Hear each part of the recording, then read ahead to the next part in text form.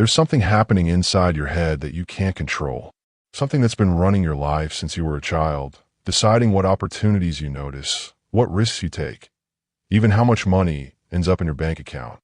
But before we dive into this life-changing revelation, please hit the like button and let me know in the comments where in the world you're watching from today. It's always fascinating seeing who's joining us from around the globe.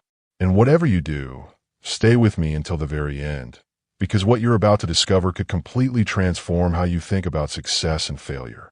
Scientists call it your subconscious mind. And here's the shocking part. It's making about 35,000 decisions for you every single day, while you're completely unaware it's even happening. Have you ever wondered why some people seem to effortlessly attract success, while others struggle despite working twice as hard? The answer isn't luck, it's not talent, it's not even hard work. It's whether their subconscious mind is working for them or against them. In this powerful audiobook, I'm going to show you exactly how your hidden mind works, and more importantly, how to get it working in your favor. This isn't another feel-good motivational speech. This is the operating manual for the most powerful computer you'll ever own, your own mind. Welcome to Audiowave Books, your go-to destination for daily inspiration, motivation, and personal growth through powerful audiobooks and narrated wisdom. I'm going to be completely honest with you. What you're about to hear isn't some mystical mumbo-jumbo. It's not wishful thinking or positive psychology fluff. This is based on real brain science, the kind that's been proven in laboratories at Harvard, Stanford, and research centers around the world. Here's what nobody tells you. Every single day you don't understand how your subconscious works is another day it's working against you, creating the same patterns, the same limitations, the same frustrations you've been dealing with for years. So, here's what we're going to cover. And I want you to listen carefully, because this isn't just information. This is your roadmap out of whatever situation you're stuck in right now. First, we're going to look at the actual science, the brain scans and research that proves your subconscious is running the show, and why willpower alone will never be enough. Then, I'll show you the exact techniques that people like Oprah, athletes, and millionaires use to reprogram their minds. Techniques that take just minutes a day, but can completely change your life trajectory. You'll hear real stories from real people who went from broke to wealthy, sick to healthy, lonely to loved, not through luck or connections, but by changing what was happening in their subconscious mind. And finally, I'll give you a complete 30-day plan, step by step, day by day, so you can start seeing results immediately, not months from now, but within the first week. Now, I need to warn you about something. This isn't going to be easy to hear, because we're going to uncover some uncomfortable truths about why your life looks the way it does right now. But here's the thing.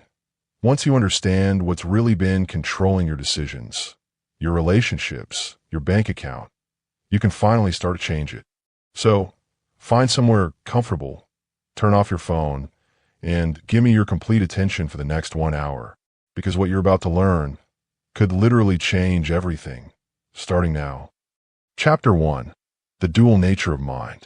Let me ask you something, and I want you to really think about this. When you woke up this morning, did you consciously decide to make your heart beat? Did you tell your lungs to breathe? Did you remind your stomach to digest last night's dinner? Of course not. Yet all of these incredibly complex processes were happening perfectly, without you even thinking about them. That's your subconscious mind at work, and it's been keeping you alive since the moment you were born. But here's where it gets interesting, and a little scary. Your subconscious isn't just running your body, it's running your entire life, and most people have no idea this is happening. Think about the last time you drove somewhere familiar, maybe to work or the grocery store. You probably don't remember most of the drive, because your subconscious mind took over. It knew every turn, every stop sign, every traffic light, while your conscious mind was thinking about something completely different. That's a perfect example of how your subconscious works. It learns patterns, stores them, and then runs them automatically, without bothering your conscious mind. This is incredibly useful for driving. But what happens when those same automatic patterns are controlling your relationships, your money decisions, your career choices? Scientists have discovered that you essentially have two different minds operating inside your head, and they work in completely different ways. Understanding this difference is the key to everything we're going to talk about. Your conscious mind, the one you think of as you, is like having a really smart friend who can analyze, compare, make logical decisions. It can hold about 7 pieces of information at once, and it gets tired after a few hours of intense thinking. It's the part of you that's listening to me right now, deciding whether what I'm saying makes sense. But your subconscious mind, that's a completely different beast. It's like having a supercomputer that never sleeps, never gets tired, and can process millions of pieces of information simultaneously. It stores every experience you've ever had, every word you've ever heard, every emotion you've ever felt, and it uses all of that data to run your life. Here's the part that might shock you. Your conscious mind, the one you think is in charge, only controls about 5% of your daily behavior. That means 95% of what you do, how you react, what you notice, what opportunities you see or miss, is being controlled by your subconscious mind. Let me give you a real example. You know someone who always says they want to lose weight. They buy the books, join the gym, start strong for a few weeks, then slowly drift back to their old habits. What happened? Their conscious mind wanted to change, but their subconscious mind had different programming. And guess who won? Or maybe you know someone who works incredibly hard, puts in long hours, has great ideas, but somehow never gets ahead financially.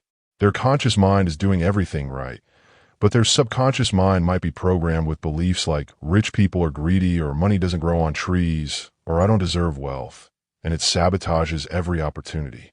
So how does your subconscious get programmed in the first place?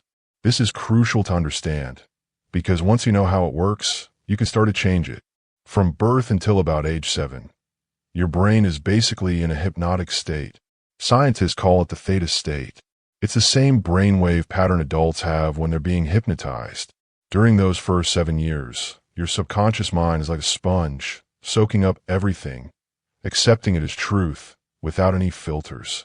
Whatever your parents said about money, about relationships, about what's possible for people like you, your subconscious recorded it all as fact. If your mom constantly worried about bills, your subconscious learned that money is scarce and stressful. If your dad said, "We can't afford that," every time you wanted something, your subconscious learned that wanting things leads to disappointment. But it wasn't just your parents. Teachers, relatives, other kids, television shows, even overheard conversations. All of it went straight into your subconscious mind without being questioned, without being analyzed, just accepted as reality. Now here's something really important to understand. Your subconscious mind isn't trying to hurt you. It's actually trying to protect you, based on the programming it received. It's like having a bodyguard who's incredibly loyal, but not very smart. If your subconscious learned early on that people like us don't succeed, it will work tirelessly to prove that belief right. Not because it wants you to fail, but because it thinks keeping you safe in familiar territory is its job.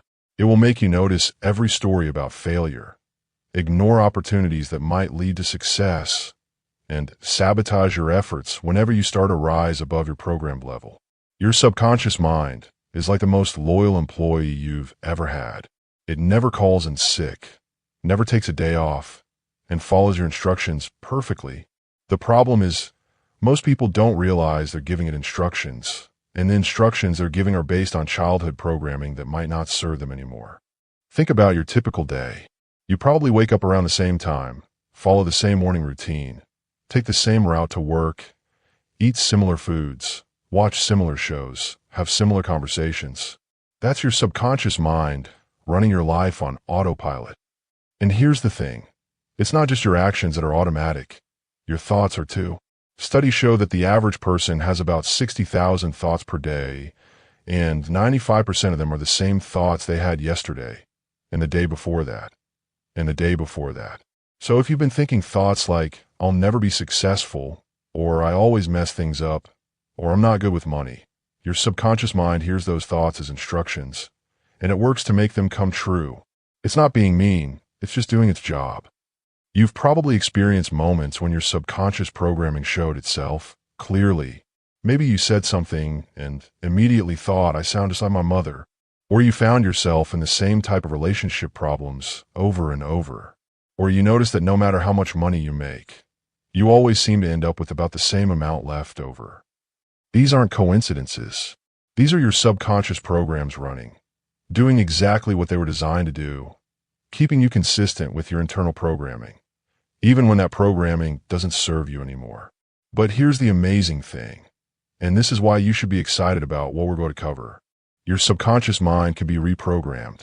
It's actually designed to be updated, just like software on your computer. The same mechanism that created your current programming can create new programming that actually serves your adult goals and dreams. The key is understanding that your subconscious mind doesn't care whether your programming helps you or hurts you. It just follows instructions. So when you learn how to give it better instructions, clearer instructions, more empowering instructions, it will follow those just as faithfully as it followed the old ones. As you're listening to this, your conscious mind is processing what I'm saying, analyzing it, maybe agreeing or disagreeing, but your subconscious mind is also listening, and it's much more open to new information than you might think, especially when you're in a relaxed state like this. I'm going to give your subconscious mind some new instructions, better instructions that will help you create the life you actually want, instead of just repeating the life you were programmed to live. Are you ready for that? Chapter 2, The Science of Subconscious Programming. What I'm about to tell you would have sounded like science fiction just 50 years ago, but today, we can actually watch your brain rewiring itself in real time, using brain scans and imaging technology that lets us see thoughts becoming physical pathways in your head. Think about that for a second.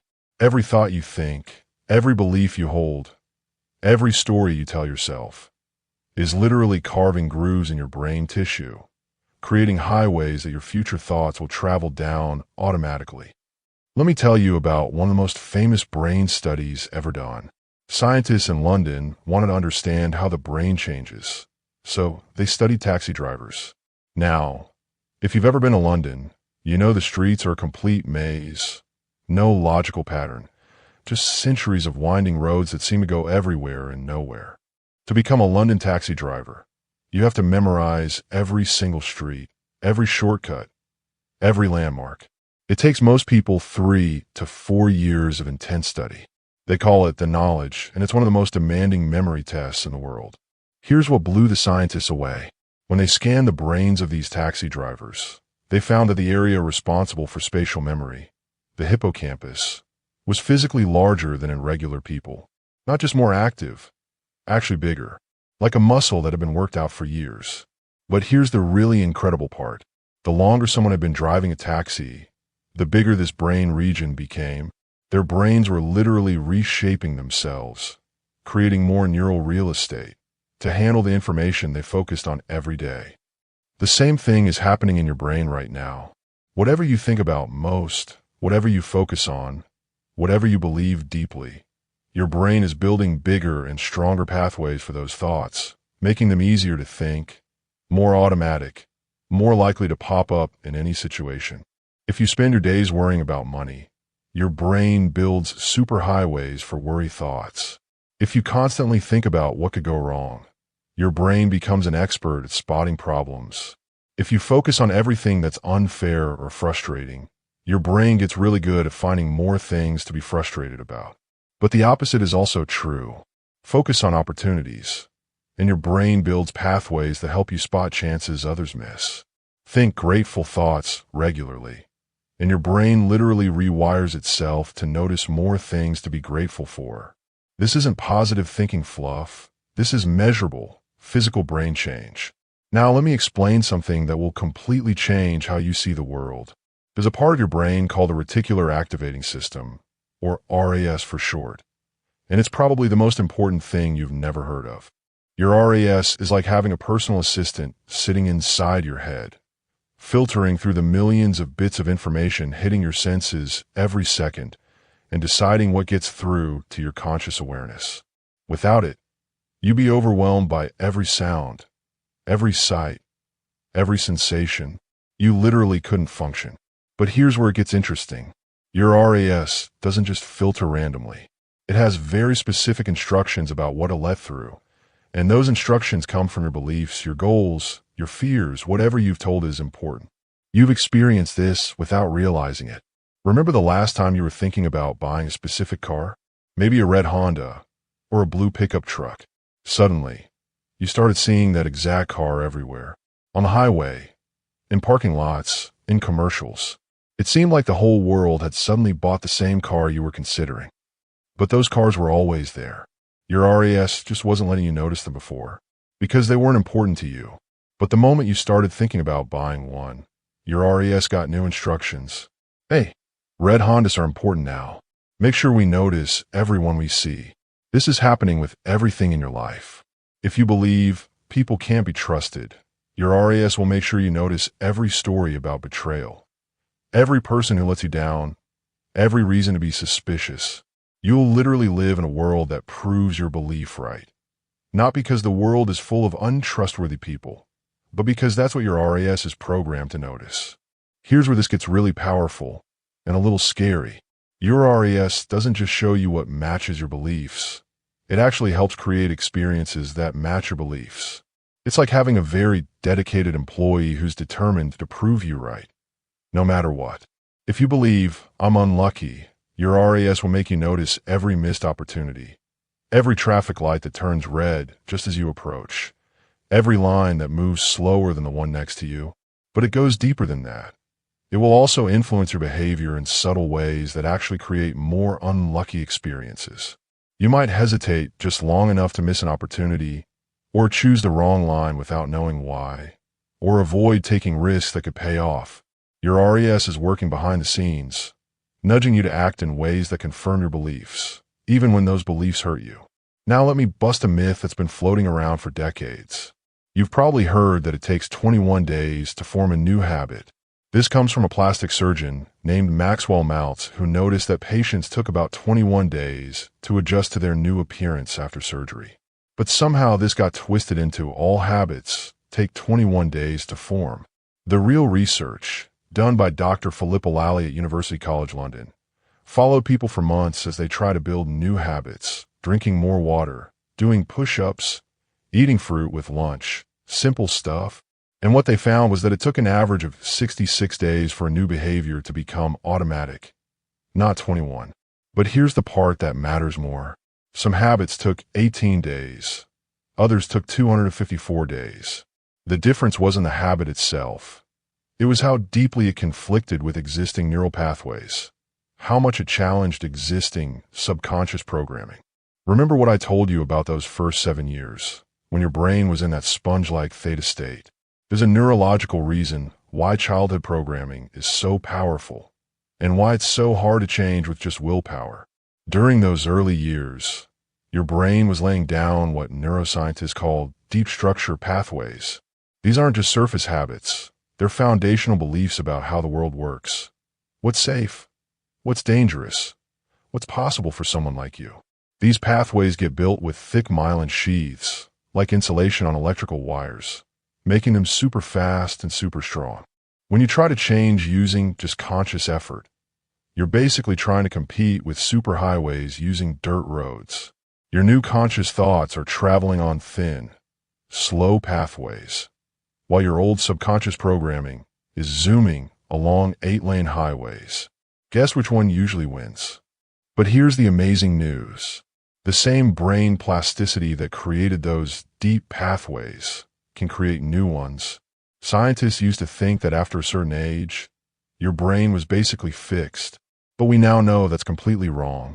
Your brain can form new neural pathways at any age, even in your 80s and 90s. The key is understanding that you can't just think your way to new pathways.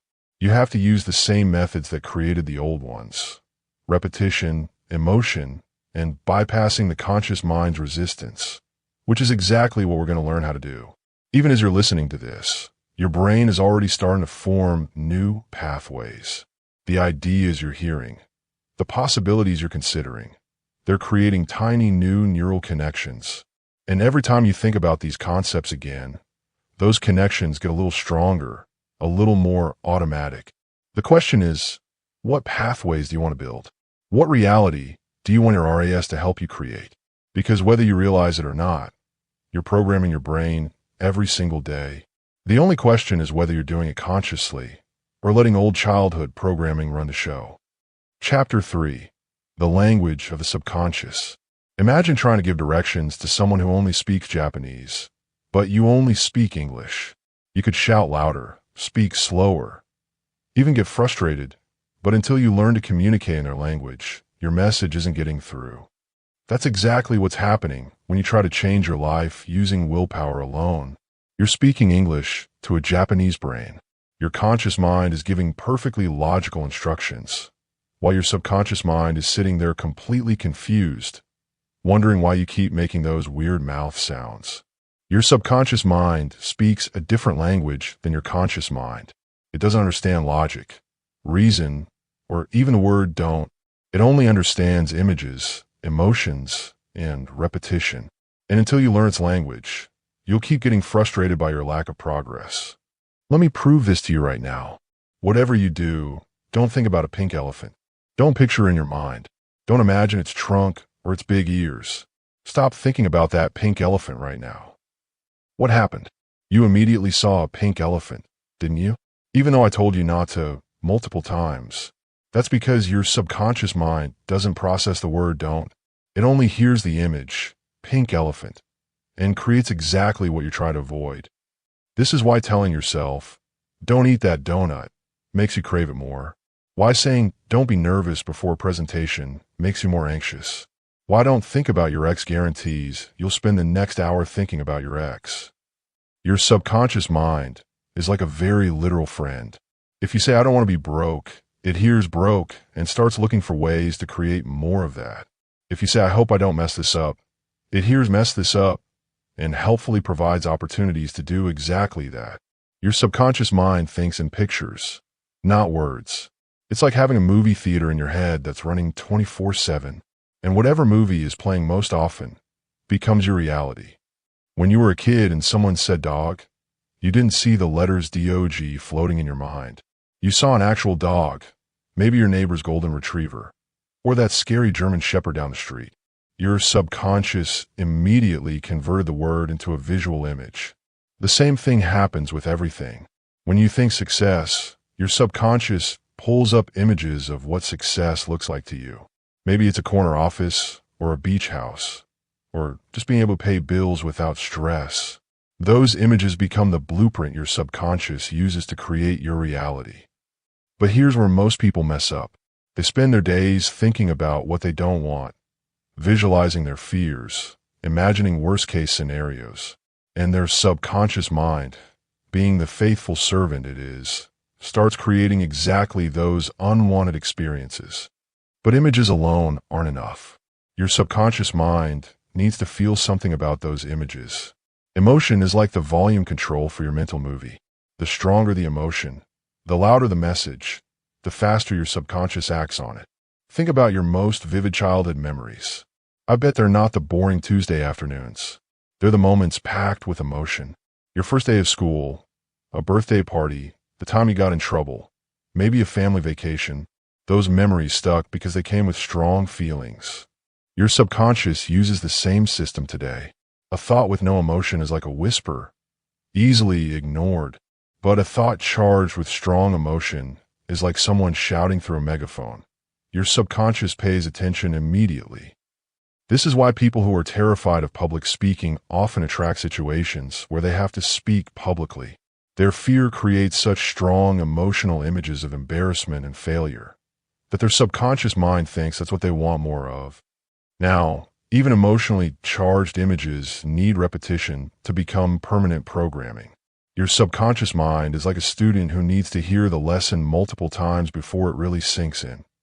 Scientists have found that it takes about 21 days of consistent repetition for a new neural pathway to form, and about 90 days for it to become strong enough to compete with old programming. But here's the key. It's not just any repetition. It has to be the right kind of repetition. Saying, I am confident, once a day while you're brushing your teeth. Then spending the rest of the day thinking I'm so awkward every time you interact with people. That's like trying to fill a bucket with a hole in the bottom. The negative repetition cancels out the positive. So what does a perfect subconscious message look like? It needs 3 things. First, it needs to be stated in the positive, telling your subconscious what you want, not what you don't want. Instead of I don't want to be poor, try money flows to me easily. Instead of I hope I don't get sick, try my body is strong and healthy. Instead of I don't want to be alone, try attract loving relationships. Second, it needs to be visual and specific. I want to be successful is too vague. Your subconscious doesn't know what that looks like. But I see myself confidently presenting to the boardroom. Or I feel the satisfaction of my bank account growing by $1,000 each month. Now we're speaking its language. Third, it needs to feel real and possible to you right now. If you're making $30,000 a year, telling yourself, I make $10 million might create resistance. Your subconscious knows that's not true, and it might reject the whole message. But I easily attract opportunities to increase my income, feels possible, believable, and gives your subconscious room to work. Here's something most people don't realize. You're already programming your subconscious mind every single day with the internal conversations you have with yourself. And for most people, that internal voice is their worst enemy. Pay attention to what you say to yourself when you make a mistake. Do you say, oops, everyone makes mistakes, I'll do better next time? Or do you say, I'm so stupid, I always mess things up, I can't do anything right? Your subconscious is listening to every word. It doesn't know you're just venting or being hard on yourself. It thinks you're giving it instructions. So when you call yourself stupid, it starts looking for ways to prove you right. When you say you always mess things up, it helpfully arranges more situations for you to mess up. Here's another crucial rule. Your subconscious mind only understands the present moment. It doesn't distinguish between past, present, and future. So when you say, I will be successful someday, your subconscious hears that success is always in the future, never now. But when you say, I am becoming more successful every day, or success is flowing into my life right now, your subconscious starts looking for evidence of success in this moment. It's a subtle shift in language, but create a massive shift in results. Your subconscious mind is most receptive to new programming when your conscious mind is relaxed or asleep. This is why the moments just before you fall asleep and just as you wake up are golden opportunities for reprogramming. Instead of scrolling through your phone before bed or immediately checking emails when you wake up, use those precious minutes to feed your subconscious the messages you want it to act on. Picture your goals, feel the emotions of already having achieved them. Repeat your new beliefs. Your subconscious mind processes information all night long. If the last thing you put in is worry about tomorrow's meeting, it will spend all night creating anxiety. But if the last thing you put in is confidence and success, it will work all night to make that your reality. Here's a simple but powerful exercise. Starting tomorrow morning, look yourself in the eye in the bathroom mirror and speak directly to your subconscious mind. Tell it exactly what you want it to create in your life. Use present tense. Make it visual. Make it emotional. This might feel weird at first. You might hear that old voice saying this is silly. But remember, that voice is just old programming. Your subconscious mind is actually listening, and it's ready to receive new instructions. Take a moment now to consider, what messages have you been unconsciously sending to your subconscious mind? Are they messages of limitation or liberation? Think about your internal dialogue over the past week, the stories you tell yourself, the images you create in your mind. Have you been speaking the language of success or the language of struggle? Your subconscious mind is listening right now, waiting for clearer instructions. What do you want to tell it? What reality do you want it to start creating for you? Remember, it's been faithfully following your old instructions, even when they hurt you. Now it's time to give it better instructions, instructions that actually serve the life you want to live. Chapter 4. The Art of Autosuggestion. In 1910, a French pharmacist named Émile was having a problem. Some of his patients were getting better faster than others, even when they had the same condition, took the same medicine, followed the same treatment plan. He couldn't figure out why. So he started paying closer attention, and what he discovered changed everything we thought we knew about healing. The patients who recovered fastest weren't the ones with the best attitudes or the most expensive treatments. They were the ones who had started repeating a simple phrase to themselves. Every day, in every way, I am getting better and better. That's it. No fancy meditation. No complex visualization. Just a simple sentence repeated with conviction. And somehow, their bodies were responding faster than medical science said was possible. Now Ko wasn't some mystical guru. He was a trained pharmacist, a man of science. So he decided to test this properly. He started teaching the phrase to more patients, tracking their recovery times, comparing results, and what he found shocked the medical community. Patients using autosuggestion healed 30% faster on average. Their pain levels dropped more quickly. Their energy returned sooner. Even their lab results improved faster. This wasn't placebo effect. This was something real, something measurable, something that worked whether people believed in it or not. But here's what really got Ku's attention. It wasn't just healing that improved. Patients started reporting better sleep, improved relationships, more confidence at work, success in areas of life that had nothing to do with their original illness. It was like they had accidentally unlocked some kind of upgrade switch in their minds. Think of your mind like a radio that's always playing. Right now, there's a station broadcasting in your head, and you've been listening to the same songs for years. Maybe it's the worry station, playing hits like, "What if everything goes wrong and you're not good enough?" Or maybe you're tuned to the complaint station, featuring classics like, "Nothing ever works out for me," and "Life is so unfair." These stations play 24/7, and your subconscious mind treats every song like a request, working hard to give you more of whatever you're broadcasting. Autosuggestion is like learning to change the channel. Instead of passively listening to whatever negative programming got installed years ago, you start deliberately broadcasting the station you actually want to hear. The success station, the confidence station, the abundance station. But here's where most people mess up. They think they can just say some positive words a few times and magically change their life. Like putting a Band-Aid on a broken bone. It doesn't work because they're fighting against years of opposite programming. If you've been telling yourself, "I'm terrible with money" for 20 years, saying, "I'm great with money" 3 times in the morning doesn't stand a chance. Your subconscious mind immediately calls you a liar, creates resistance, and goes right back to the old programming. The trick is creating suggestions that slip past your conscious mind security system, like a friendly visitor who gets invited in, instead of a door-to-door salesman who gets the door slammed in their face. Here's how you sneak new programming past your mental security guard.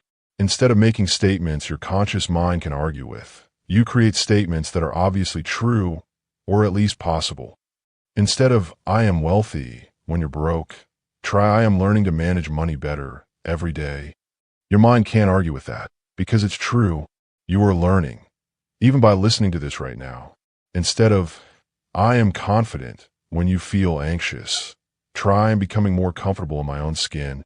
Again, true, and getting truer every day. Another powerful approach is the willing technique. Instead of "I am successful," try "I am willing to be successful." Instead of "I am loved," try "I am willing to accept love into my life." Your mind can't resist willingness. It's too gentle, too reasonable, too obviously beneficial. Now let me teach you the most powerful autosuggestion technique I know. It's simple, it's free, and it will feel incredibly awkward the first few times you do it, which is exactly how you know it's working. Every morning when you brush your teeth, and every night before bed, stand in front of your bathroom mirror. Look directly into your own eyes, not at your hair, not at your skin, but into your eyes, the windows to your subconscious mind. Now speak your new programming out loud, with conviction, like you're talking to your best friend, because in a way, your subconscious mind is the most loyal friend you'll ever have. It just needs better instructions. The mirror technique works because it combines all the elements your subconscious mind responds to: visual input from seeing yourself, auditory input from hearing your voice, and emotional input from the intensity of looking yourself in the eye. It's like sending a message through 3 different channels at once. Your morning autosuggestion session should be about activation, waking up your subconscious mind and giving it marching orders for the day. Think of it like briefing your most important employee before they start work. Stand in front of that mirror, look into your eyes, and tell your subconscious mind what kind of day you want to have. Today I notice opportunities everywhere I go. Today I feel confident and capable in everything I do. Today I attract exactly what I need. Make it specific to your day. If you have a big meeting, tell your subconscious, I speak clearly and confidently in today's meeting. If you're job hunting, try I present myself as the perfect candidate today. If you're dealing with difficult people, I remain calm and centered no matter what happens today. Evening autosuggestion is different. This is installation time. When you're programming your subconscious for long-term change, your conscious mind is winding down. Your brain is shifting into those fadeaways we talked about earlier, perfect for deep programming. This is when you plant the seeds for who you want to become. Every day, I'm becoming more confident. Every day, I'm getting better at managing money. Every day, I am attracting better relationships into my life. Notice the language. Every day, I'm becoming. This acknowledges that change is a process. It doesn't trigger resistance. And it gives your subconscious mind permission to work gradually, which is actually faster than trying to force instant change. The two most powerful words in any language are I am, because whatever follows those words becomes a command to your subconscious mind. When you say I am tired, you're not just describing how you feel, you're programming yourself to be more tired. When you say I am confused, you're instructing your subconscious to create more confusion. When you say I am broke, you're literally programming poverty into your life. Your subconscious doesn't care if you're just venting. It takes every I am statement as a direct order. But this also means you can use I am statements to program exactly what you want. I am capable. I am worthy. I am attracting success. Each time you say it, especially with emotion, you're strengthening those neural pathways, making those qualities more automatic. Here's what I want you to do. For the next 21 days, commit to the mirror technique twice a day, morning and evening. Same time, same place, same routine. This isn't about perfection. If you miss a day, just start again. But consistency is what creates permanent change. Pick 3 I am statements that directly address your biggest challenges right now. If money is your issue, try I'm attracting financial abundance. If relationships are tough, I am worthy of love and respect. If confidence is lacking, I am becoming more confident every day. Write them down. Put them on your bathroom mirror if you need to, because in the beginning, you might forget or feel silly or hear that old voice saying this is stupid. That voice is just your old programming trying to protect itself. Push through it. Around day 3 or 4, you're going to hit resistance. Your old programming will fight back. You might suddenly feel like the technique isn't working, or you're too busy, or it's not for you. This is actually a good sign. It means you're starting to threaten the old patterns. This is when most people quit, right when the technique is starting to work. Don't be most people. Push through the resistance, because on the other side is a version of yourself that you haven't met yet. A version with better programming, better automatic thoughts, better automatic results. You don't have to wait until tomorrow to start. Tonight, before you go to bed, stand in front of your mirror, look into your own eyes, and tell your subconscious mind something it needs to hear. Maybe I am worthy of success, or I am becoming the person I want to be. It might feel weird. Good. Weird means it's different from your old programming. Different is exactly what you need. Your old programming got you where you are right now. If you want different results, you need different programming. And it starts tonight, with you looking yourself in the eye and speaking your new truth into existence. Chapter 5, Visualization Mastery. In 1976, the East German Olympic team dominated the games like no country had ever done before. They won more medals than teams twice their size, broke records that had stood for decades, and left sports scientists around the world scratching their heads. How were they doing it? At first, everyone assumed it was superior training facilities or better nutrition or maybe performance-enhancing drugs. But when the Berlin Wall fell and their training methods became public, the real secret emerged. These athletes weren't just training their bodies. They were training their minds with something called mental rehearsal. Every day, alongside their physical practice, these athletes would spend hours visualizing their perfect performance, not just thinking about it, but experiencing it in their minds with such vivid detail that their brains couldn't tell the difference between the mental practice and the real thing. Here's what blew researchers away when they studied this. Athletes who spent 30 minutes visualizing their sport showed almost the same muscle activation as athletes who spent 30 minutes actually practicing. Brain scans revealed that imagining a movement fired the same neural pathways as actually performing the movement. Think about that for a second. Your brain treats a vividly imagined experience as if it actually happened. When you visualize throwing a basketball, the same brain regions light up as when you actually throw one. When you imagine giving a confident presentation, your brain starts building the neural pathways for confidence and public speaking. This means you can literally practice success in your mind, and your subconscious will treat it as real experience.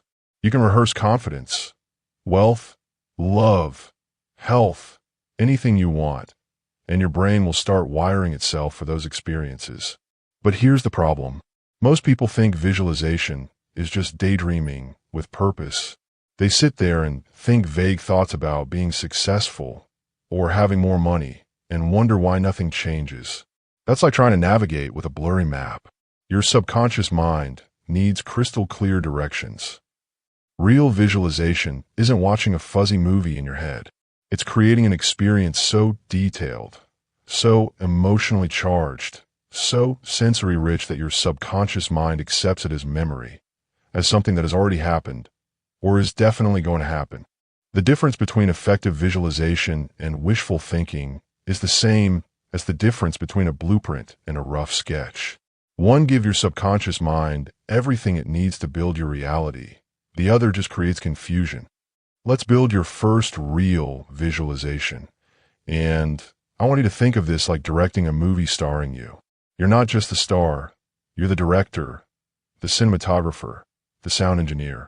You control every detail of this experience. Start with one specific goal. Something concrete you want to achieve in the next 90 days. Maybe it's getting a promotion, meeting someone special, buying a new car, starting a business.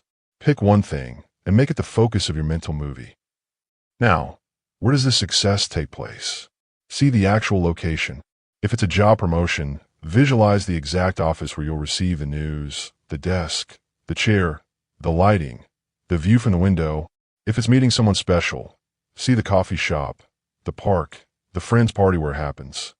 Add the people. Who else is in your success scene? Your boss congratulating you? Your family celebrating with you? New friends who admire your achievement? See their faces, hear their voices, watch their reactions as your success unfolds. Here's where most people stop, but this is where real visualization begins. You need to engage every sense, not just sight. Your subconscious mind experiences the world through all 5 senses, so your mental movie needs to be a full sensory experience. What do you hear in your success scene? The sound of applause when you nail that presentation? The click of your new car door closing? The laughter of friends celebrating your achievement? The quiet satisfaction in your own voice as you say, "I did it." Layer in every sound that would be present. What do you feel physically?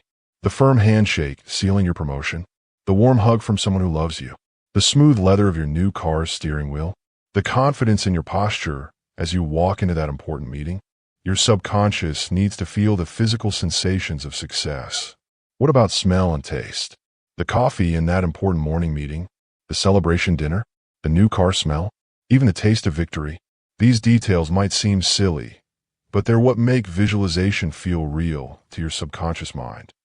Now here's an advanced technique that separates amateurs from masters.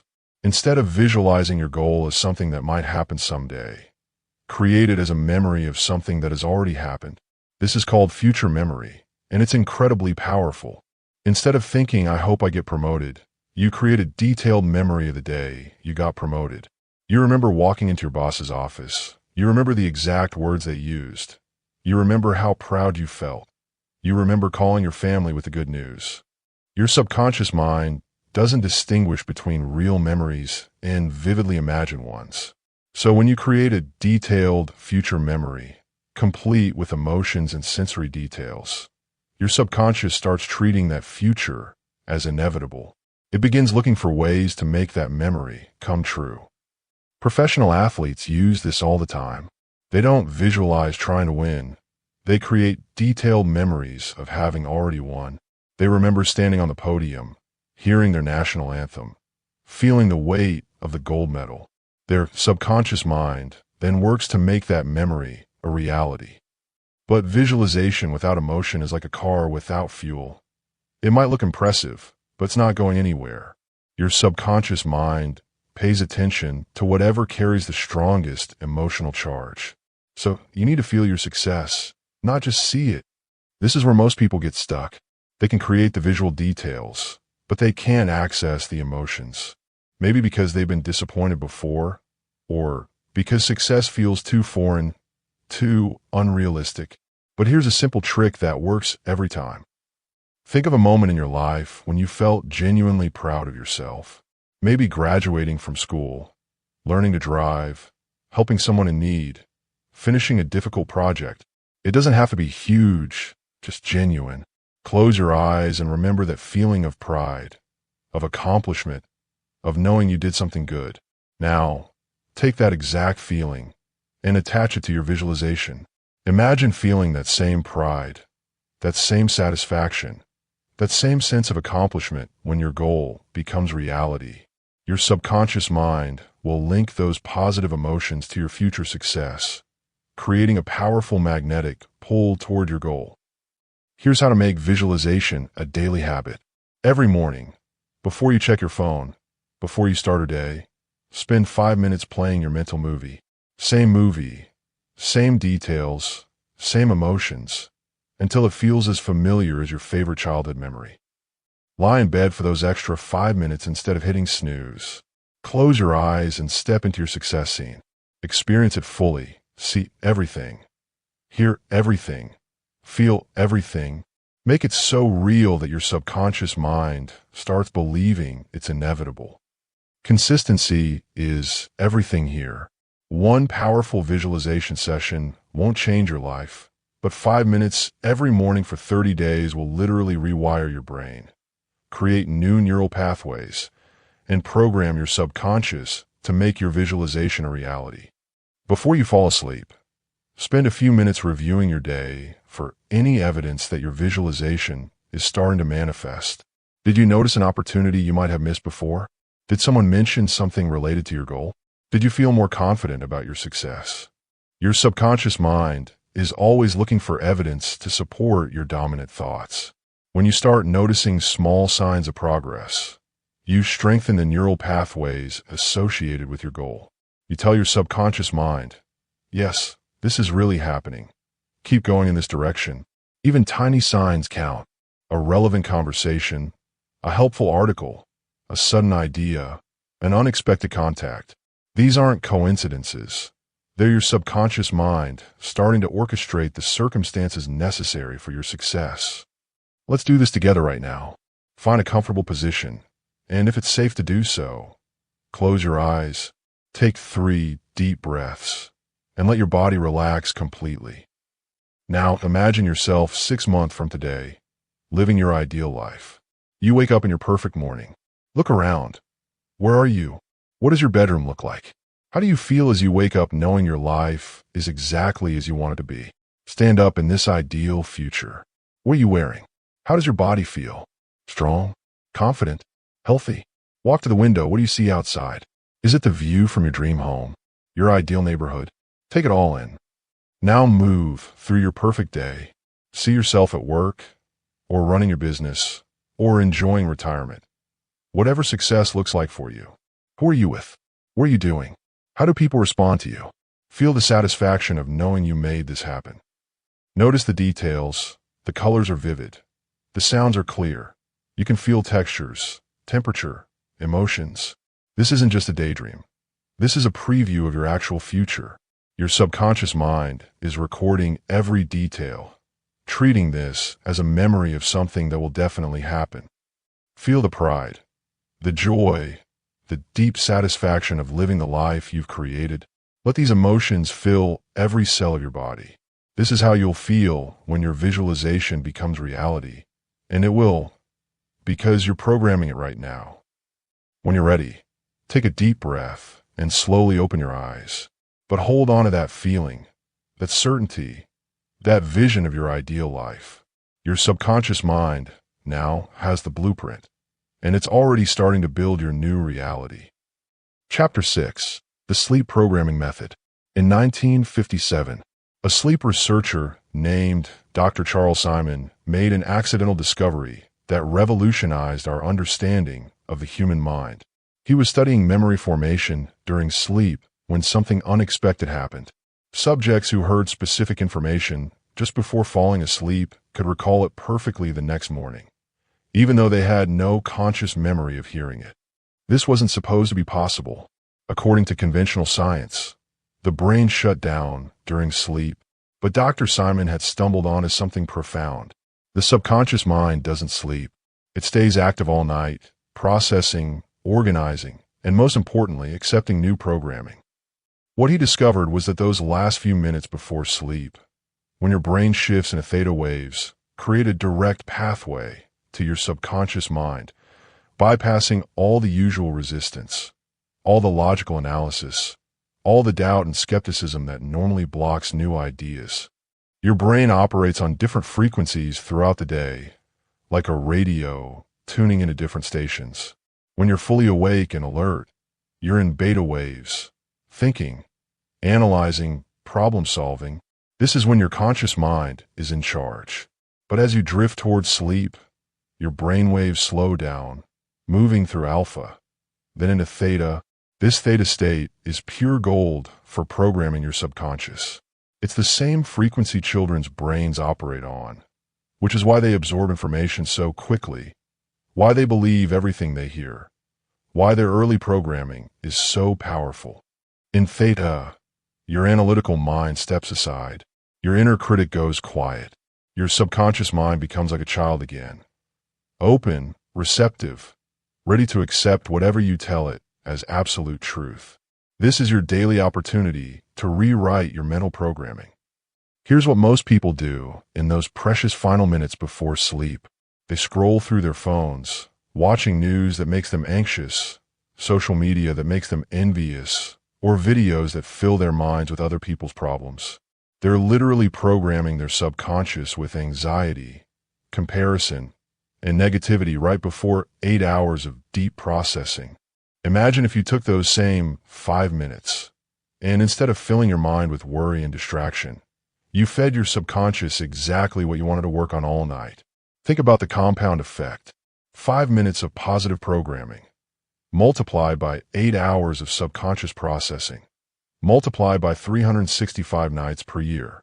Those 5 minutes could be the difference between a year of struggle and a year of breakthrough, between staying stuck in old patterns and creating the life you actually want. The last thoughts you think before sleep become the blueprint your subconscious follows all night long. Your bedtime programming ritual needs to be simple, consistent, and powerful. Complicated routines get abandoned, but simple ones become automatic. Here's what works and what doesn't. First, put your phone in another room. I know this sounds impossible in today's world, but remember, you're trying to reprogram years of mental conditioning. You can't do that while simultaneously feeding your mind the same old content that created your current reality. Create a physical transition. Maybe it's brushing your teeth, or washing your face, or putting on specific pajamas. This signals to your subconscious that programming time is beginning, just like actors get into character by putting on their costume. Now, instead of collapsing into bed exhausted, take 2 minutes to sit on the edge of your bed, close your eyes, and consciously shift into programming mode. Take 3 deep breaths, feel your body relaxing, and tell your analytical mind it's time to step aside. Here's your nightly programming sequence, and I want you to follow this exactly, because the order matters. First, gratitude. Spend 30 seconds acknowledging 3 things that went well today. This puts your subconscious in a positive, receptive state. It's like warming up an engine before you drive. Second, forgiveness. Release any negative emotions from the day. Anger, frustration, disappointment, guilt. These emotions create resistance in your subconscious, like static on a radio. Clear the static first, then send your message. Tell yourself, I release the day. I forgive myself. and others.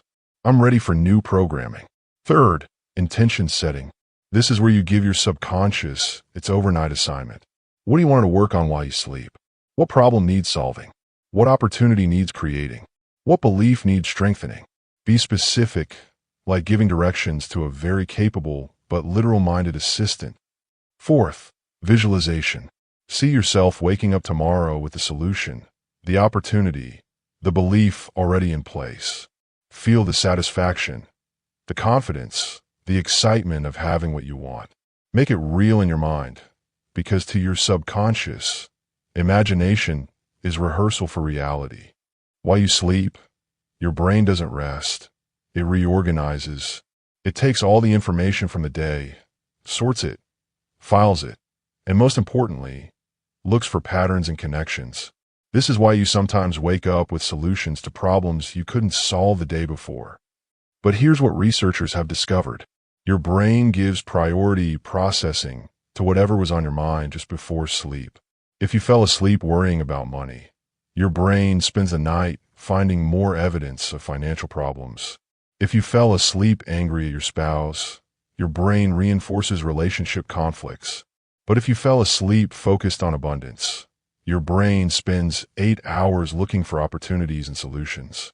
If you fell asleep feeling grateful and loved, your brain strengthens neural pathways for happiness and connection. You're literally choosing what your brain works on all night. Your dreams are like text messages from your subconscious mind. Most people ignore them or dismiss them as random brain activity. But dreams are actually your subconscious mind's way of showing you what it's working on, what it believes, what it expects to happen. Pay attention to your dreams, especially in the first few weeks of sleep programming. If you're programming for success, but dreaming about failure, that's your subconscious showing you the old programming that needs to be overwritten. If you're affirming confidence, but dreaming about embarrassment, you've found the root beliefs that need attention. Keep a simple dream journal, just a notebook by your bed. When you wake up, before you do anything else, jot down what you remember. Don't analyze it, just record it. Over time, you'll start seeing patterns, themes, messages from your subconscious mind. How you wake up is just as important as how you fall asleep. Your first thoughts upon waking are like opening instructions for your subconscious mind. They set the tone for your entire day. Most people wake up and immediately start worrying, checking their phones, jumping into stress mode. Instead, before you even open your eyes, while you're still in that drowsy alpha state, take a moment to connect with your subconscious. Ask yourself, what insights came to me during the night? What opportunities will I notice today? How will I feel confident and capable today? Then, as you get out of bed, make a declaration, something simple but powerful. Today is going to be a great day, or I'm ready for whatever opportunities come my way, or I feel strong and confident today. You're activating the programming you installed the night before. Here's what happens when you do this consistently. In the first week, you might notice small changes, better sleep, more vivid dreams, occasional moments of insight or clarity. In the second week, you start noticing more opportunities, having better ideas, feeling more optimistic. By the third week, other people start commenting on changes they see in you. You seem more confident, more focused, more positive. By the fourth week, you're starting to see actual results in your external world, better conversations, new opportunities, improved relationships. This isn't magic, it's science. You're literally rewiring your brain every night, creating new neural pathways, strengthening positive programming, weakening negative patterns. After 30 days of consistent sleep programming, your subconscious mind has a completely different operating system. Don't try to program too many things at once. Your subconscious mind works best with one clear focus at a time. Pick your most important goal. Program that for 30 days, then move to the next. Trying to reprogram everything at once creates confusion and dilutes your results. Don't give up after a few days. Remember, you're overriding years of old programming. Your subconscious mind needs time to trust that these new instructions are permanent, not just another temporary enthusiasm. Consistency over time creates lasting change. Don't program just before a stressful bedtime routine. If you're rushing around, arguing with family, or anxious about tomorrow, your subconscious receives mixed messages. Create a calm, peaceful transition to sleep. Then do your programming. Starting tonight, your bedroom becomes a laboratory for creating your new life. Every night, you have the opportunity to install better programming, to solve problems while you sleep, to wake up closer to your goals than when you went to bed. The pillow you rest your head on, the sheets that cover you, the darkness that surrounds you, these become tools for transformation. 8 hours every night, 365 nights every year. That's 2,920 hours of programming time. What will you create with all those hours? Your subconscious mind is waiting, ready to receive tonight's instructions. What will you tell it? What reality will you program it to create? Remember, it's been faithfully following your old instructions, even when they hurt you. Now it's time to give it instructions that actually serve your dreams. Sweet dreams, and even better, sweet programming. Chapter 7. Wealth Consciousness. The Bankruptcy Revelation. Let me tell you about the day Maria sat in her car outside the bankruptcy attorney's office, crying, defeated, wondering how she got to this point. She had 2 college degrees, worked 60-hour weeks, followed every piece of financial advice she'd ever heard. Yet here she was, about to lose everything. But something happened in that parking lot that changed everything. As she sat there, feeling like a complete failure, she heard her own voice saying the same words her mother had said 20 years earlier. Money doesn't grow on trees. We can't afford that. Rich people are just lucky. In that moment, Maria realized something shocking. She wasn't broke because she lacked skills or education or work ethic.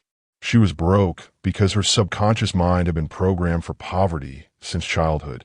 Every financial decision she'd ever made, every opportunity she'd missed, every mistake she'd repeated, it all traced back to invisible programming she didn't even know existed. The money mind prison. Here's what nobody tells you about money. Poverty isn't about your bank balance. It's about your mental programming. I've met people making 6 figures who live paycheck to paycheck, stressed about money every single day.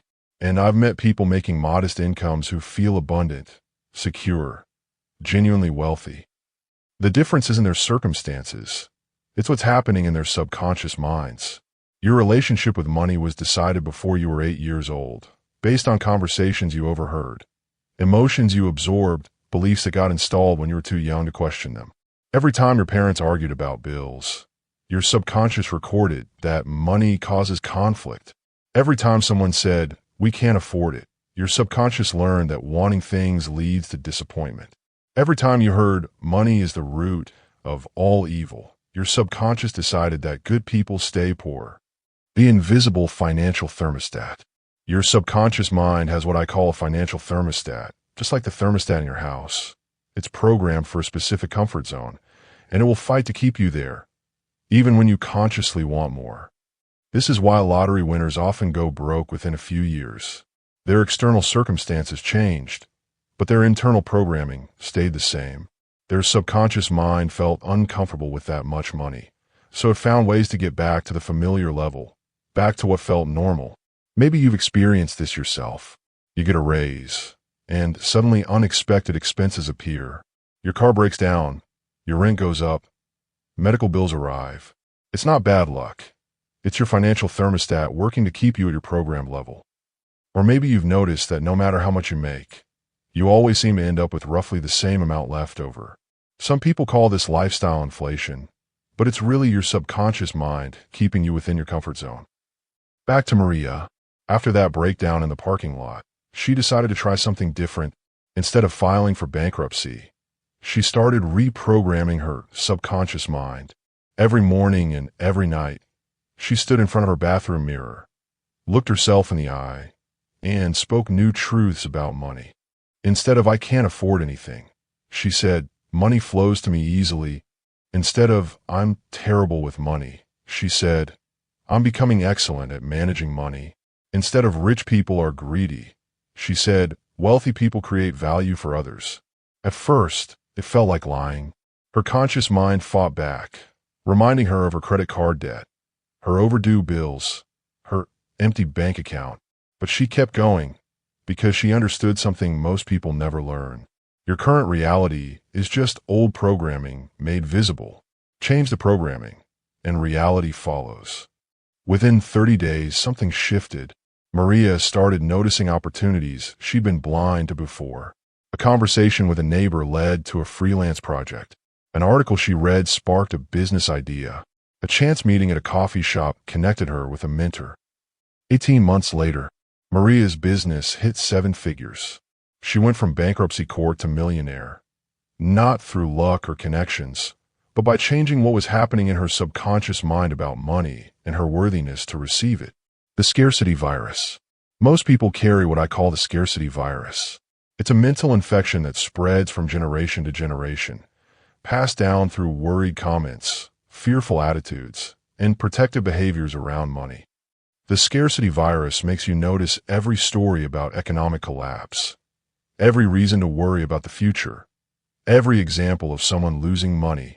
Your reticular activating system becomes programmed to spot financial threats while missing financial opportunities.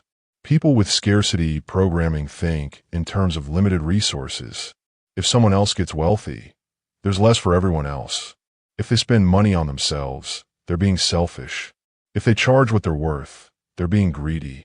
These beliefs create a prison of financial limitation. But abundance thinking is completely different. People with abundance programming know that wealth is created, not taken.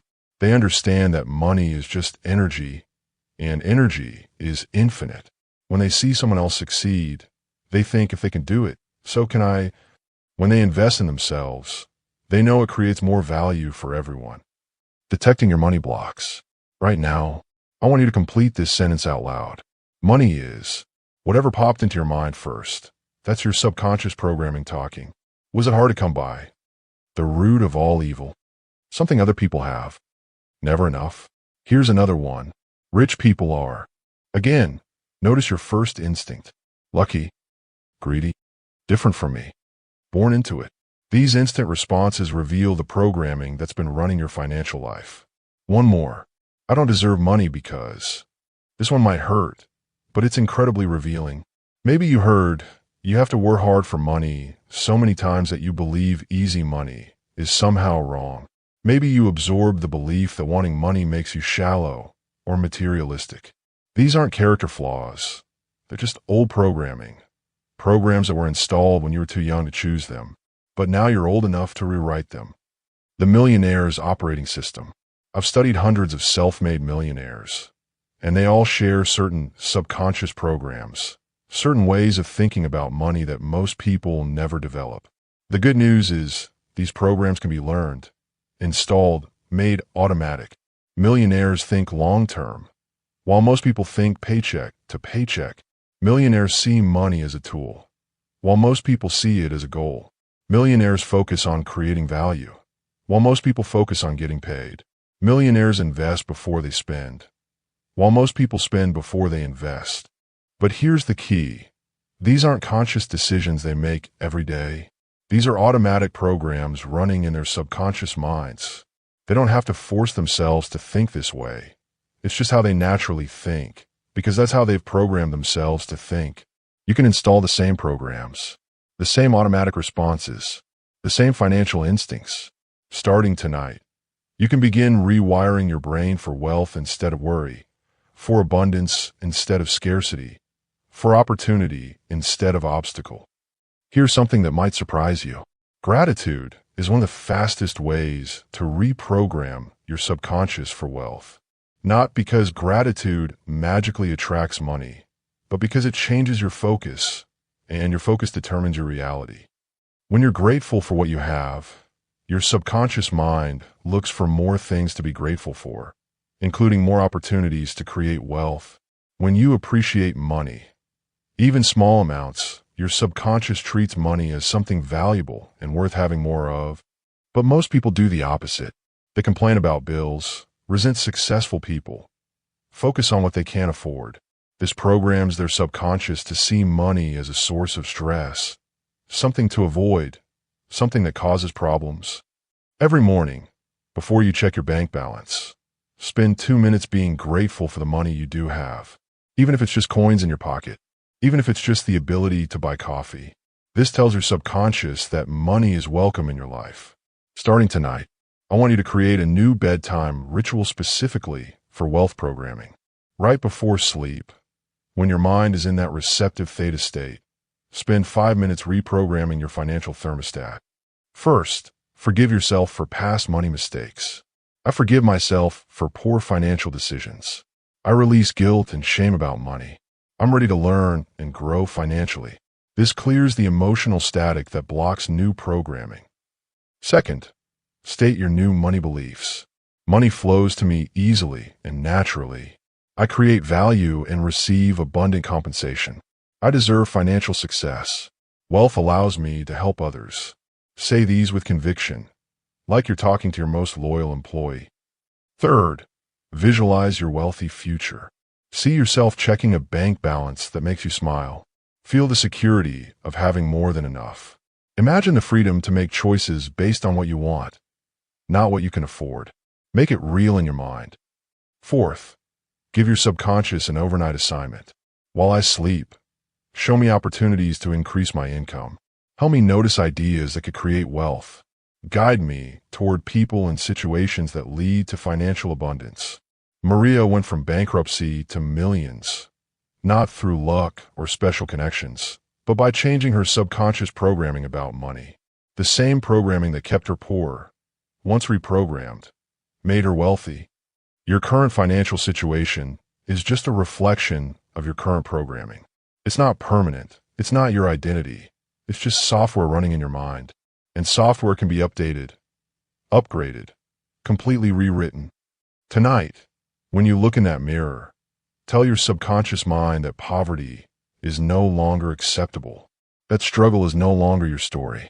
That wealth is not only possible, but inevitable, because you're finally giving your mind the right instructions. Your subconscious has been faithfully creating your current financial reality. Now it's time to give it better blueprints. Blueprints for abundance, for prosperity, for the wealthy life you deserve. The programming starts now, and your new financial reality starts tomorrow. Chapter 8. Health and Healing. Your body is constantly listening to your mind. Every thought you think creates a chemical reaction in your body. Think thoughts of health and vitality, and your body responds with healing. Think thoughts of illness and worry, and your body manifests those too. As you're listening to these words, your subconscious mind is managing 60 trillion cells, coordinating thousands of chemical reactions, regulating your heartbeat, controlling your breathing, healing cuts, fighting infections, all without you having to think about it. Your body is the most sophisticated pharmacy on the planet, capable of producing any medicine it needs. Endorphins stronger than morphine, antibodies more targeted than any drug, hormones that regulate mood better than antidepressants. But here's what most people don't realize. Your thoughts are the prescription pad. Every single thought you think creates a cascade of chemical reactions in your body. Think about biting into a sour lemon right now. Just imagine it. Feel your mouth watering. That's your body responding to a thought, to something that isn't even real. If an imaginary lemon can make you salivate, imagine what focused healing thoughts can do to your entire system. Your immune system doesn't just fight germs, it listens to your mind. When you think thoughts of worry and stress, your body produces cortisol, which suppresses immune function. When you think thoughts of peace and healing, your body produces serotonin and endorphins, which boost immune function. Your thoughts are literally medicine or poison. Most people program their bodies for illness without realizing it. They wake up and immediately scan for what's wrong. My back hurts. I'm getting a cold. I feel tired. They're giving their subconscious detailed instructions on how to feel sick. Then they spend their day reinforcing those instructions. I always get sick in winter. I have a weak immune system. My family has bad genes. I'm falling apart as I get older. Each statement is a command to their subconscious. Each worry is a request for more illness. The placebo effect as proof of mind power. The placebo effect is the most powerful healing study ever conducted. Patients with severe conditions are given sugar pills, told they're powerful medicine. Within weeks, many experience complete recovery. Their brain chemistry changes. Their symptoms disappear. Their energy returns, all for believing they were taking medicine. When researchers scan their brains, they find the same changes that occur with actual medicine: new neural pathways, increased healing hormones, normalized body chemistry. The belief alone creates physical healing. This happens in every medical study. Patients given fake surgeries report the same improvement as those who got real surgery. People given placebo treatments sometimes experience side effects. Conditions improve when patients believe healing is happening. Harvard Medical School studies show that patients who visualize their immune system fighting disease recover 40% faster than those who don't. Your imagination is medicine. The medical establishment calls this the placebo effect, like it's some kind of trick, but it's proof that your mind has the power to heal your body when it truly believes healing is possible. Your subconscious mind doesn't know the difference between real medicine and imagined medicine, between actual healing and visualized healing. It simply follows whatever instructions it receives. If you believe you're sick, it creates sickness. If you believe you're healing, it creates healing. Here's something that will revolutionize how you think about healing. Researchers discovered that people who visualize their white blood cells attacking disease for just 20 minutes a day show measurable increases in immune activity. Their bodies actually produce more infection-fighting cells. Their immune systems become more active, more aggressive against illness. Your immune system is like a vast army, millions of soldiers ready to fight for your health. But like any army, it needs clear commands, specific targets, a compelling mission. Most people never give their immune system any conscious direction. They just hope it figures things out on its own. But you can become the commanding general of your own immune system. See your white blood cells as powerful warriors, your antibodies as smart missiles, your healing mechanisms as skilled repair crews. The more vivid and detailed your visualization, the more specific instructions your subconscious receives. Make your healing visualizations specific. If you have a health challenge, see it being resolved.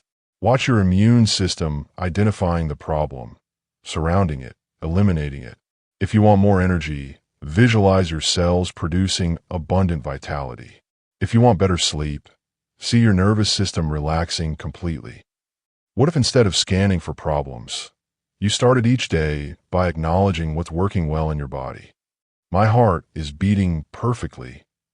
My lungs are breathing effortlessly. My body is healing and regenerating right now. This isn't positive thinking, it's programming. You're giving your subconscious mind specific instructions about how to manage your body. And your subconscious mind is incredibly literal. It will work to make whatever you consistently tell it come true. Every night before sleep, when your subconscious is most receptive, spend 5 minutes giving your immune system its orders. Tell it to seek and destroy any abnormal cells, to strengthen your defenses, to heal any damage, to optimize every function.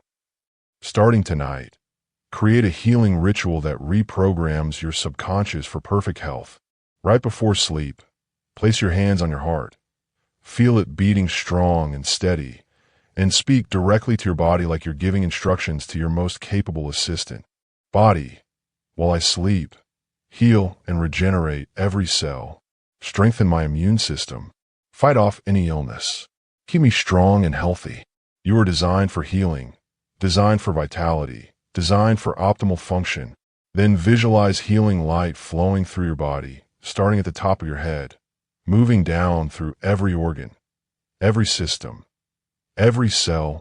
See this light repairing any damage, strengthening any weakness, optimizing every function. Give your subconscious specific healing assignments. See your cardiovascular system pumping strong and steady, your respiratory system breathing deep and clear, your digestive system processing nutrients perfectly, your nervous system calm and balanced. Visualize your liver filtering toxins, your kidneys cleansing your blood, your lymphatic system removing waste, your endocrine system producing perfect hormone balance. Make it detailed. Make it real. Make it happen in your mind first. Remember, your body has been faithfully following your old programming. even when it hurt you. If you've been programming it for illness, for aging, for weakness, it's been doing exactly what you asked. Now it's time to give it better instructions. Your subconscious mind controls your body's healing, your immune function, your energy levels, your recovery speed. Tonight, you're going to reprogram it for perfect health, for vibrant vitality, for complete healing. Your body is listening. Right now, waiting for tonight's programming. What will you tell it? What reality will you program it to create? Remember, every thought is a prescription. Every belief is medicine. Every visualization is treatment. Chapter 9. Relationships and Love. The quality of your relationships is a direct reflection of your relationship with yourself. When you truly love and accept yourself at the subconscious level, you become a magnet for healthy, loving relationships. Take a moment to think about the people closest to you, your romantic partner, your friends, your family members. What patterns do you notice? Are they supportive or critical? Do they celebrate your success or minimize it? Do they respect your boundaries or constantly cross them? Here's something that might shock you. Those relationship patterns aren't accidents. They're not bad luck. They're not even really about the other people. They're direct mirrors of what's happening in your subconscious mind about your own worth, your own lovability, your own expectations of how you deserve to be treated. The relationship mirror. Your subconscious mind is like a powerful radio tower, constantly broadcasting signals about who you are, what you deserve, how you expect to be treated, and people around you, whether they realize it or not, pick up those signals and respond accordingly. If your subconscious believes you're not worthy of love, you'll unconsciously attract people who withhold love. If your subconscious expects betrayal, you'll find yourself surrounded by unreliable people. If your subconscious thinks you're too much trouble, you'll end up with people who make you feel like a burden. This isn't cosmic law or spiritual woo-woo. It's psychology. When you don't value yourself, you accept treatment that reflects that low value. When you expect to be hurt, you ignore red flags and choose people who will hurt you. When you feel unworthy, you sabotage good relationships or never allow them to develop. But here's the incredible news. Change what's happening in your subconscious mind about your own worth, and every relationship in your life begins to shift. Some people will rise to meet your new standards. Others will naturally drift away. New people will enter your life who match your new energy. The self-love foundation. Most people have this backwards. They think they need someone else to love them before they can feel lovable. They think they need external validation before they can feel worthy. They're waiting for the right person to show up and prove their value. But love doesn't work that way. You can't give what you don't have. You can't receive what you don't believe you deserve. The relationship you have with yourself sets the template for every other relationship in your life. Think about it. If you constantly criticize yourself, put yourself down, ignore your own needs, why would you expect a partner to treat you any differently? Your subconscious mind thinks that's normal. That's what love looks like, so it attracts people who continue that pattern. Every morning, look in the mirror and say, I am worthy of love. I am lovable exactly as I am. Watch how your relationships change when you truly believe this. When your subconscious knows you're valuable, you stop accepting treatment that suggests otherwise. The way your parents related to each other, the way they treated you, the things they said about love and relationships, all of this programming is still running in your subconscious mind, influencing every romantic choice you make. Maybe you watch your parents fight constantly, so your subconscious learned that love equals conflict. Maybe you saw your mother always putting herself last, so your subconscious believes that's what good partners do. Maybe your father was emotionally unavailable, so your subconscious thinks that's what men are like. You're not doomed to repeat these patterns, but you have to consciously reprogram them. Your subconscious doesn't know these are your parents' issues. They're unhealed wounds, their own programming. It thinks this is simply how relationships work. Look at your relationship history. What patterns keep showing up? Do you always end up with people who are unavailable? Do you attract partners who need fixing? Do you find yourself in relationships where you give everything and receive little in return? These patterns are clues, breadcrumbs leading back to subconscious programming that needs updating. Once you identify the pattern, you can begin installing new programs. new expectations, new standards for how love should feel. Attracting your ideal partner. Your subconscious mind is constantly scanning your environment for people who match your internal programming. If you believe you deserve crumbs, you'll notice people who offer crumbs. If you believe you deserve a feast, you'll notice people capable of abundance. But most people focus on finding the right person instead of becoming the right person. They create lists of what they want in a partner while ignoring what kind of partner they're being. They demand loyalty while being disloyal to themselves. They want someone confident while feeling insecure. Here's what actually works. Become the person you want to attract. If you want someone who's emotionally available, become emotionally available to yourself. If you want someone who's supportive, start supporting your own dreams. If you want someone who's confident, work on building your own confidence. Your ideal partner isn't out there searching for someone to complete them.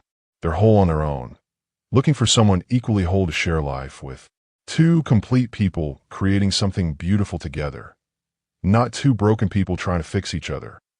Every night before sleep, spend time visualizing the relationship you want, not just the person, but the feeling, the dynamic, the way you interact. See yourself being loved the way you want to be loved. See yourself giving love freely and joyfully. Make it real in your mind. The programming process. Your subconscious has a relationship template, a blueprint for how love should look and feel. This template was created when you were young, based on what you observed, what you experienced, what you were told about love. Your template says love is hard, that good relationships require constant work, that you have to change yourself to be loved, that passionate love doesn't last, that you can't trust anyone completely. These beliefs become self-fulfilling prophecies. But you can rewrite this template. You can install new beliefs about what's possible in relationships, what you deserve, how love should feel when it's healthy. Starting tonight, you could begin programming your subconscious for the love you actually want. Before sleep, when your mind is most receptive, speak to your subconscious like you're updating software. I am worthy of deep, authentic love. I attract partners who respect and cherish me. I deserve relationships that feel easy and joyful. I am whole and complete on my own. Visualize yourself in a healthy relationship. See how it feels to be with someone who truly sees you, appreciates you, supports your growth. Notice how natural it feels, how right it seems, how peaceful your nervous system becomes around the right person. See yourself setting healthy boundaries and having them respected. See yourself communicating your needs and having them met with care. See yourself being yourself completely and being loved for exactly who you are. The mirror principle in action. Pay attention to how people treat you this week. Notice their words, their actions, their energy around you. This is valuable feedback about what your subconscious is broadcasting, what signals you're sending out into the world. If people consistently interrupt you, your subconscious might believe your voice doesn't matter. If people take advantage of your kindness, your subconscious might think you're only valuable when you're useful. If people seem to lose interest quickly, your subconscious might doubt your own worthiness. Don't take this personally. These people aren't bad. They're just responding to the energy you're unconsciously projecting. Change the internal signal, and you'll be amazed how differently people respond to you. Start treating yourself the way you want others to treat you. Speak to yourself kindly. Honor your own needs. Set boundaries with yourself. Keep promises to yourself. Your subconscious is always watching, learning what's acceptable, what's normal. The love you're looking for starts with the love you give yourself. The respect you want from others begins with self-respect. The partnership you dream of becomes possible when you become a good partner to yourself. Tonight, look in that mirror, see the person looking back at you, and speak the truth your subconscious has been waiting to hear. You are worthy of love. You deserve kindness. You are enough exactly as you are. Say it until you mean it, until you believe it, until your subconscious knows it's true. Your relationships are about to change because you're finally changing the relationship that matters most, the one with yourself. Chapter 10. The Gratitude Transformation. Neuroscientists have discovered that practicing gratitude literally rewires your brain for happiness and success. When you focus on what you're grateful for, you're programming your RAS to notice more things to be grateful for. But most people have gratitude completely backwards. They think they'll be grateful when good things happen, when they get the job, when they find love, when they have more money. They're waiting for reasons to feel grateful instead of using gratitude to create those reasons. Here's what researchers at UCLA discovered that will change everything. People who practice gratitude for just 5 minutes a day show measurable changes in brain structure within 2 weeks. Their prefrontal cortex, the area responsible for planning and decision-making, becomes more active. Their amygdala, the fear center, becomes less reactive. But the most incredible finding, people who practice gratitude don't just feel better. They actually start experiencing more positive events. More opportunities show up. Relationships improve. Health gets better. Money flows more easily. It's like gratitude creates a feedback loop of good things. The brain's gratitude network. Your brain has a negativity bias.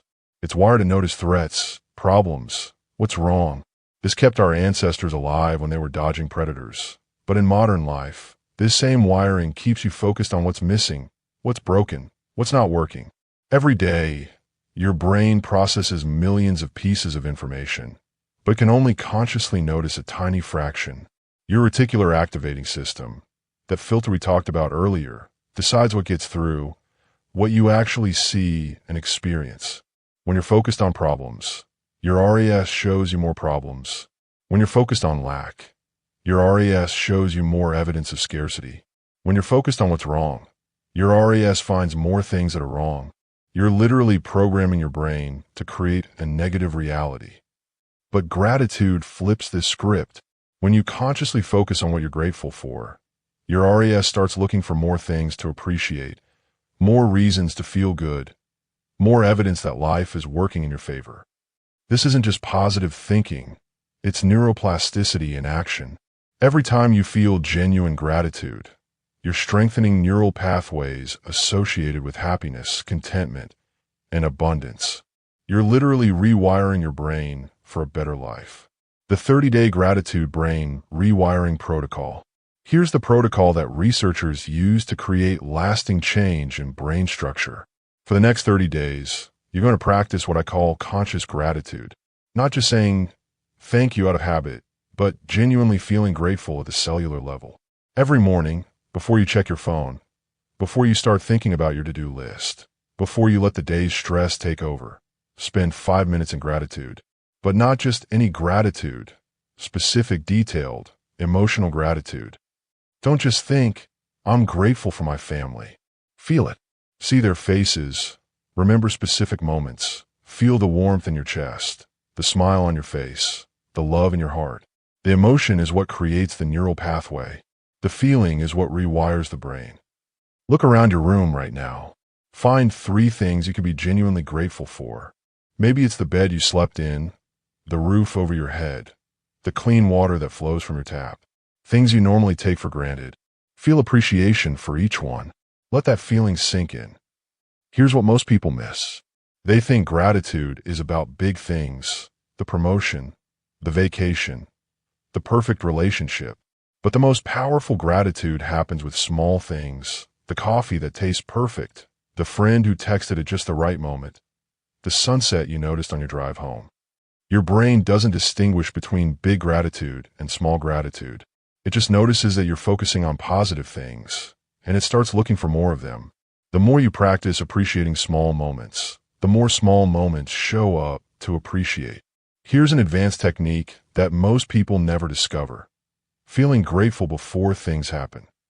Thanking your subconscious mind for solutions before they appear, appreciating opportunities before they arrive. This is gratitude in advance, and it's incredibly powerful. When you feel grateful for something that hasn't happened yet, you're programming your subconscious to make it happen. You're sending a clear signal about what you expect, what you're ready to receive, what you believe is possible. Tonight, before you fall asleep, thank your subconscious for the perfect solution to your biggest challenge. Feel grateful for the opportunity that's coming your way. Appreciate the abundance that's flowing toward you. Even though you can't see it yet, trust that it's already in motion. This isn't fantasy or wishful thinking. It's programming. When you feel grateful in advance, you're putting your subconscious mind to work. You're activating your RAS to notice opportunities. You're priming your brain to recognize solutions when they appear. Most people wait for proof before they believe, but gratitude in advance creates the proof. When you thank the universe for something before it happens, you're much more likely to notice it when it shows up. You're much more likely to take action when the opportunity presents itself. Gratitude works best when it becomes automatic, when it's woven into your daily routine, when it happens without you having to remember or force it. Here's how to create gratitude rituals that stick. Every time you wash your hands, use it as a gratitude trigger. Feel the warm water. Appreciate having clean water, running water, the luxury that billions of people don't have. Let that 30 seconds become a gratitude moment. Every time you eat, before you take the first bite, pause for 5 seconds. Appreciate the food, the farmers who grew it, the abundance that allows you to eat when you're hungry. Feel grateful for your body's ability to digest and use this nutrition. Every time you see a traffic light, instead of getting frustrated, use it as a gratitude prompt. Look around. Find something to appreciate. Maybe it's the music playing, the fact that you have transportation, the opportunity to slow down for a moment. Create a gratitude anchor, something you do every single day that becomes your signal to feel grateful.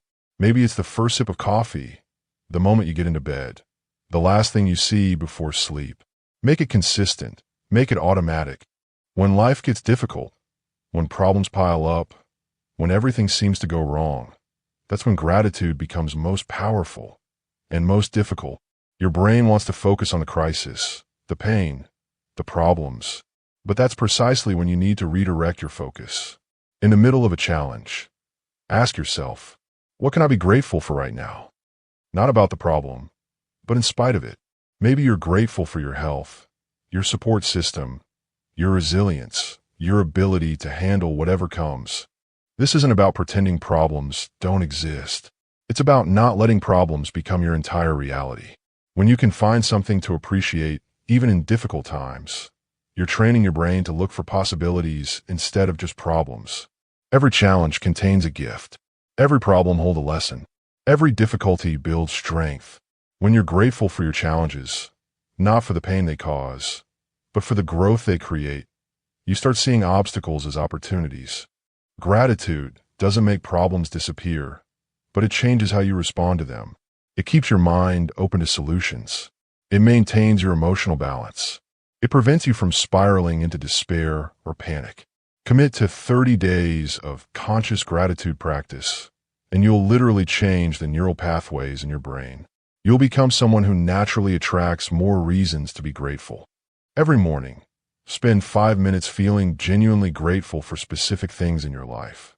Every evening, before sleep, thank your subconscious for the day's blessings and tomorrow's opportunities. Every time you catch yourself complaining, immediately find 3 things to appreciate. Don't just think grateful thoughts, feel grateful emotions. Let appreciation flow through your body. Smile when you feel it. Let your heart expand. Let your shoulders relax. Gratitude is a full-body experience. After 30 days, you won't have to force gratitude anymore. It will become your natural response. Your brain will be rewired to notice beauty, opportunity, abundance, reasons to feel good. You'll literally see the world differently. Starting tonight, your gratitude practice begins. Not because you have to, but because you get to, because you're alive, because you're conscious, because you have the power to choose your focus, to shape your reality, to create a life worth being grateful for. What are you grateful for right now? Feel it, really feel it. Let that feeling be the last thing you experience before sleep, and the first thing you remember when you wake.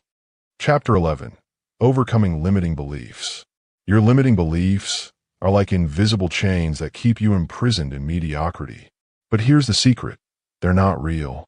They're just programs running in your subconscious mind, and any program can be identified, examined, and replaced. You have beliefs about what's possible for you, what you deserve, what you're capable of. Most of these beliefs feel like facts, like unchangeable truths about reality. But they're not. They're just thoughts you've thought so many times that they become automatic, so familiar that they feel real. Think about something you've always wanted but believed was impossible for you. Maybe it's starting your own business, finding true love, traveling the world, writing a book, getting in amazing shape. Whatever it is, notice the voice in your head that says, "That's not for people like me," or "I could never do that," or "I'm not smart enough, talented enough, lucky enough." That voice isn't your wisdom. It's not protecting you. It's not being realistic. That voice is a program, installed when you were young, running automatically, keeping you small, keeping you safe, keeping you exactly where you've always been. Every limiting belief has an origin story, a moment when it was first installed, usually when you were between the ages of 0 and 7, when your brain was in that open, receptive state, absorbing everything as absolute truth. Maybe a teacher said you weren't good at math, and your subconscious recorded, "I'm not smart." Maybe your parents struggled with money, and your subconscious concluded there's not enough to go around. Maybe you were rejected or criticized, and your subconscious decided, "I'm not good enough." These weren't conscious decisions. You didn't sit down at age 5 and decide to limit yourself. These beliefs were installed automatically, through repetition, through emotion, through the authority figures in your life. But what was installed automatically can be uninstalled intentionally.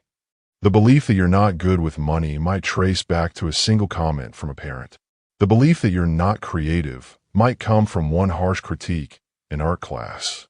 The belief that good things don't happen to me might stem from a few disappointments that your young mind generalized into a life rule.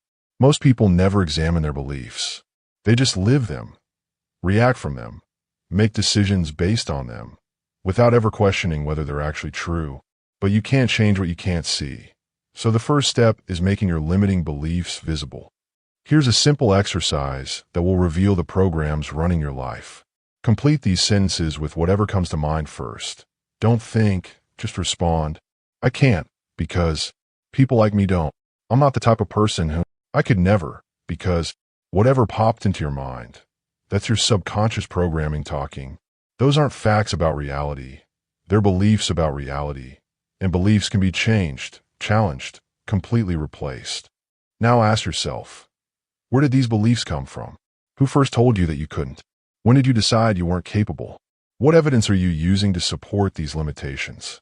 Is that evidence actually true, or is it just selective data that confirms what you already believe? Most limiting beliefs crumble under examination. When you actually look at the evidence, you realize it's flimsy, outdated, or completely made up. You've been living inside a prison built from assumptions, conclusions drawn by a child's mind, decisions made with incomplete information. Limiting beliefs aren't just thoughts, they're emotional programs. When you bump up against a limitation, you don't just think, "I can't do this." You feel it. In your chest, in your stomach, in your nervous system. The emotion is what makes the belief feel real, what gives it power over your actions. Here's a technique that can dissolve the emotional charge of limiting beliefs. It's called the emotional freedom technique, or tapping. It works by calming your nervous system while you're thinking about the belief, breaking the emotional association that keeps the program running. Think of a limiting belief that's been holding you back. Feel where it lives in your body. Notice the tension, the contraction, the heaviness.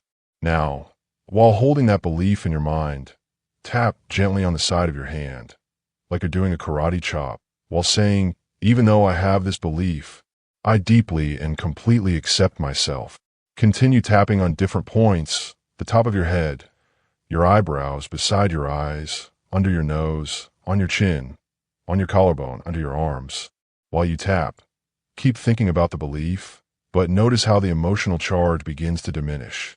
You're literally rewiring your nervous system, teaching your brain that this belief doesn't have to create a stress response, doesn't have to feel dangerous or overwhelming. As the emotion drains away, the belief loses its power, becomes just another thought you can choose to think or not think. Once you've identified and neutralized a limiting belief, you can't just leave empty space. Nature abhors a vacuum. You need to install a new belief, a better program, an upgraded operating system for your subconscious mind. But you can't just flip from "I'm terrible with money" to "I'm a millionaire" overnight. Your subconscious is too smart for that. It knows your current bank balance. It won't accept a belief that's too far from your current reality. You need to build a bridge. Create believable steps. Instead of, I'm terrible with money, try I'm learning to manage money better. Instead of, I never get lucky breaks, try I'm starting to notice more opportunities. Instead of, I'm not creative, try I'm discovering my creative abilities. These bridge beliefs feel possible, believable, achievable. Every night before sleep, when your subconscious is most receptive, repeat your new beliefs with conviction, with emotion, with certainty. Feel what it would be like if these new beliefs were completely true. See yourself living from these new programs, acting with this new confidence. During the day, whenever you catch the old belief try to run, immediately replace it with a new one. Don't fight the old belief. Don't argue with it. Just acknowledge it and choose the new one. Thanks for trying to protect me, but I'm choosing a different belief now. Many of your limiting beliefs didn't even originate with you. They're hand-me-downs, passed down through your family line like genetic traits. Your grandmother's fears, your father's insecurities, your mother's limitations, all living in your subconscious as if they were your own. Look at the patterns in your family. What do the women in your family believe about their capabilities? What do the men believe about success? What does your family believe about money, relationships, health, possibilities? You'll probably find that many of your limitations match your family's limitations. But you're not doomed to repeat these patterns. You can be the one who breaks the chain, who upgrades the family programming, who creates new possibilities not just for yourself, but for future generations. Your children, your children's children, will inherit whatever beliefs you choose to pass down. Make a conscious decision to stop the transmission of limiting beliefs. When you catch yourself saying something your parents said, thinking something they thought, believing something they believed, pause. Ask yourself, is this belief serving me? Do I want to keep this program running? Do I want to pass this limitation to the next generation? You are not your beliefs. You are the one who chooses your beliefs. Today, you choose beliefs that support your dreams, that expand your possibilities, that free you from the prison of past programming. Your beliefs about what's possible for you are about to change. Your beliefs about what you deserve are about to upgrade. Your beliefs about your capabilities are about to expand, not because someone else gave you permission, but because you're giving yourself permission. Starting now, you're going to install empowering beliefs, beliefs that serve your highest potential, beliefs that align with who you're becoming, not who you used to be. Every limiting belief you release creates space for a liberating one. Every chain you break reveals more of your true power. Look in the mirror tonight and speak new truths to your subconscious. I am capable of incredible things. I deserve success and happiness. I create my own opportunities. I am worthy of my dreams. The best is yet to come. Say them until you feel them, until you believe them, until they become your new automatic programs. Remember, every belief you have was learned, which means every belief can be unlearned. Every limitation was installed, which means every limitation can be removed. You are not stuck with the programming you received. You can write new code, install better software, become the programmer of your own mind. The person you're becoming has different beliefs than the person you used to be. Stronger beliefs, more empowering beliefs, beliefs that match your true potential. Tonight, you begin living from those new beliefs. Tomorrow, you begin creating from those new possibilities. Your limitations were never real. They were just beliefs wearing the mask of reality. Take off the mask, see the belief for what it is, just a program, and choose to run better programs. The only limits that exist are the ones you accept, and you don't have to accept any of them.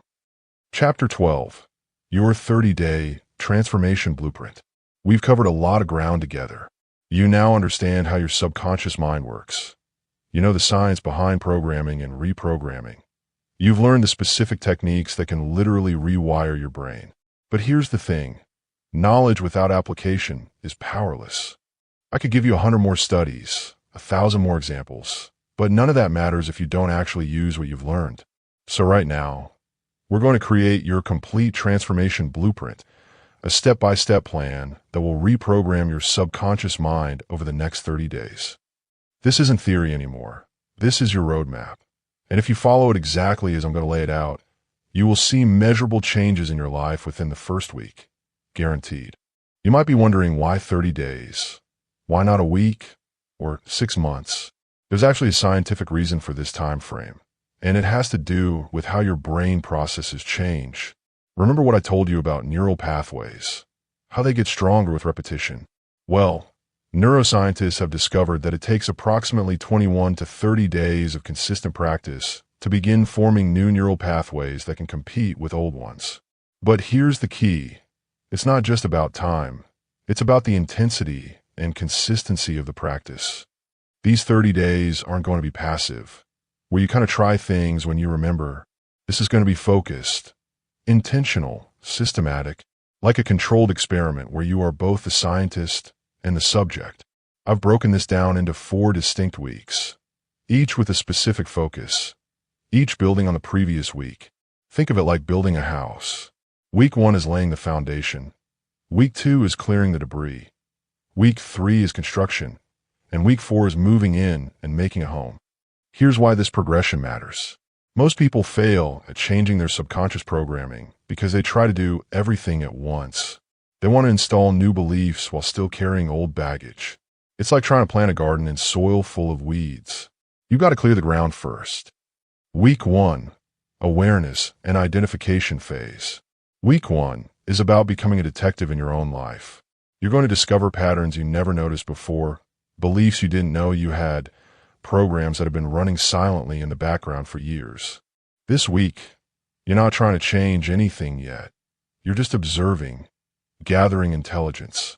Because you can't reprogram what you don't acknowledge exists. Daily Ritual 1.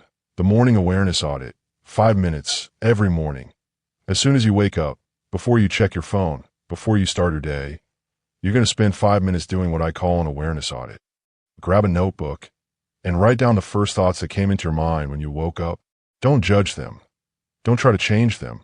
Just observe and record. Were they worried thoughts? Excited thoughts? Dreading the day? Looking forward to something? Then, write down how you feel in your body. Tense? Relaxed?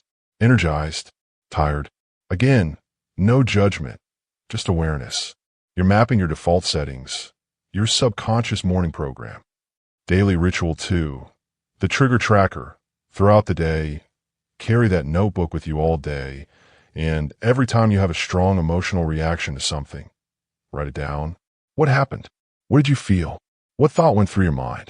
Pay special attention to moments when you say things like, I always, or I never, or people like me don't. These are clues to your deeper programming. Write them down exactly as you think them. Also notice when you have automatic responses. When someone asks how you're doing and you automatically say fine, even when you're not. When you see an opportunity and immediately think of reasons why it won't work for you. When you hear about someone's success and feel that little twinge of, must be nice. Daily Ritual 3. The Evening Inventory. 10 minutes before bed. Review your day. Look at what you wrote down and ask yourself, what patterns am I seeing? What beliefs showed up today? What programs were running? Don't try to analyze too deeply. Just notice. You might start seeing themes. Maybe you notice that you automatically assume people don't like you, or that you always expect the worst case scenario, or that you have a running commentary about not being good enough.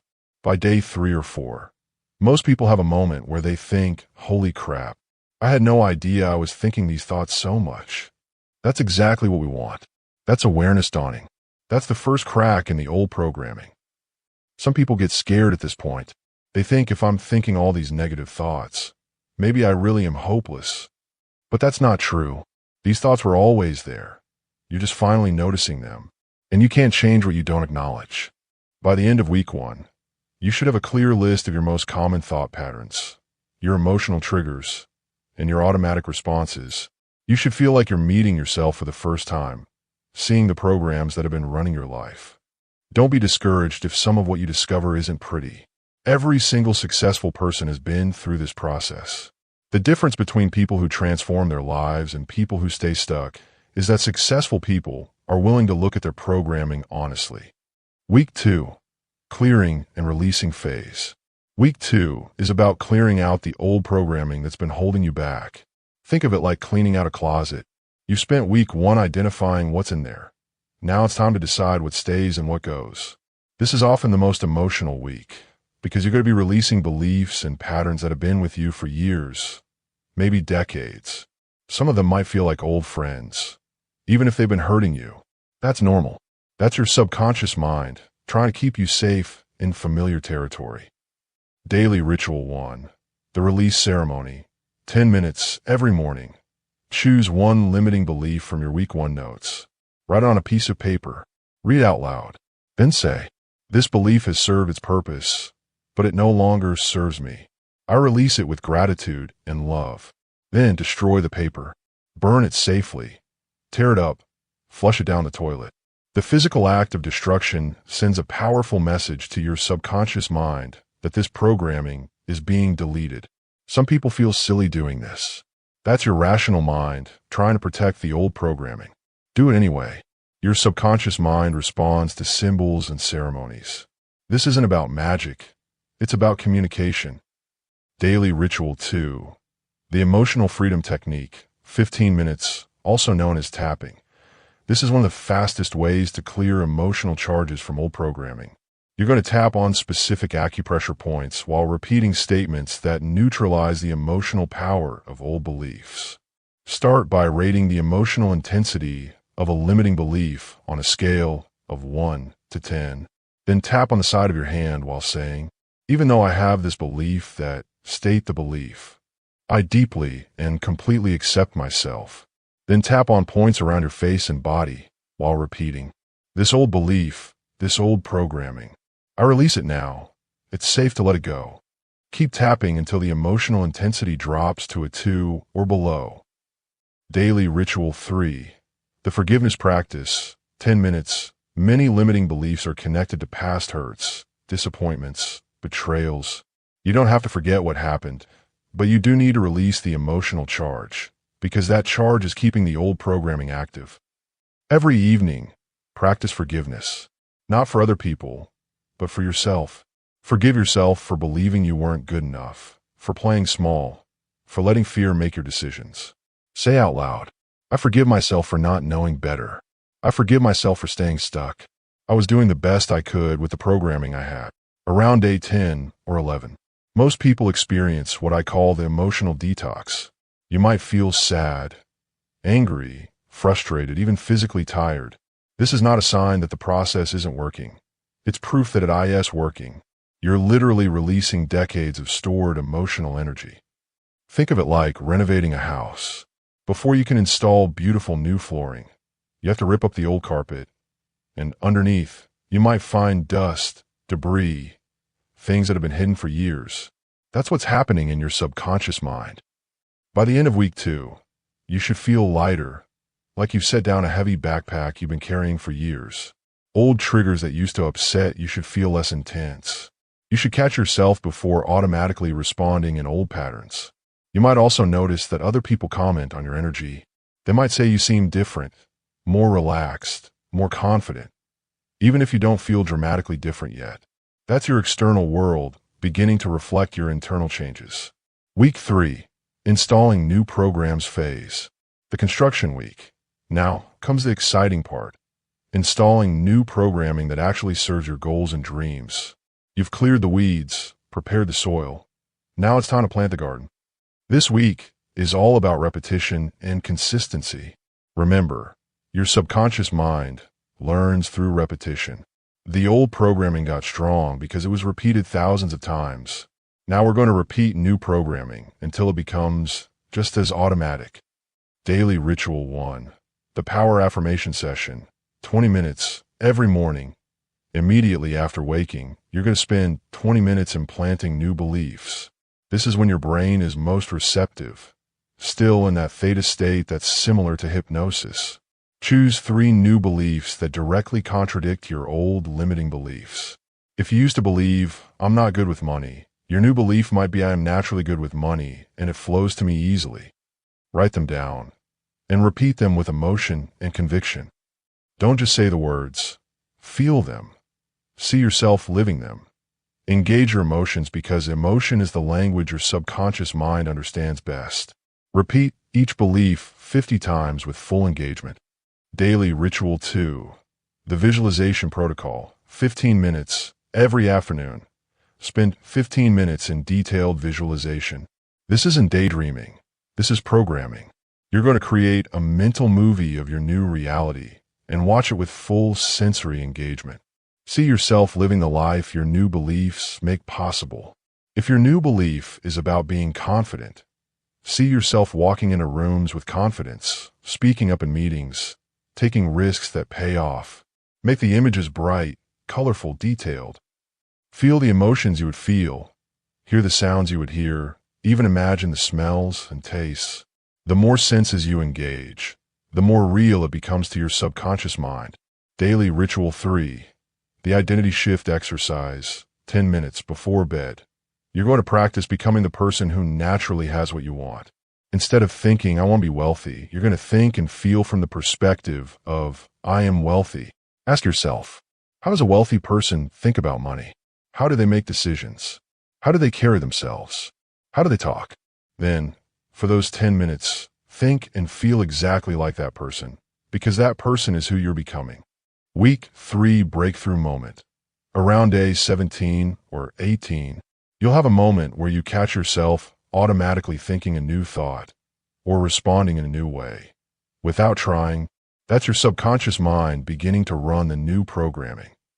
It might be something small, like feeling excited about an opportunity instead of immediately thinking of reasons why it won't work, or walking into a store and feeling like you belong there instead of feeling out of place.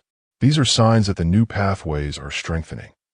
Week 3 Success Metrics. By the end of week 3, you should notice that your new affirmations feel more natural, less forced.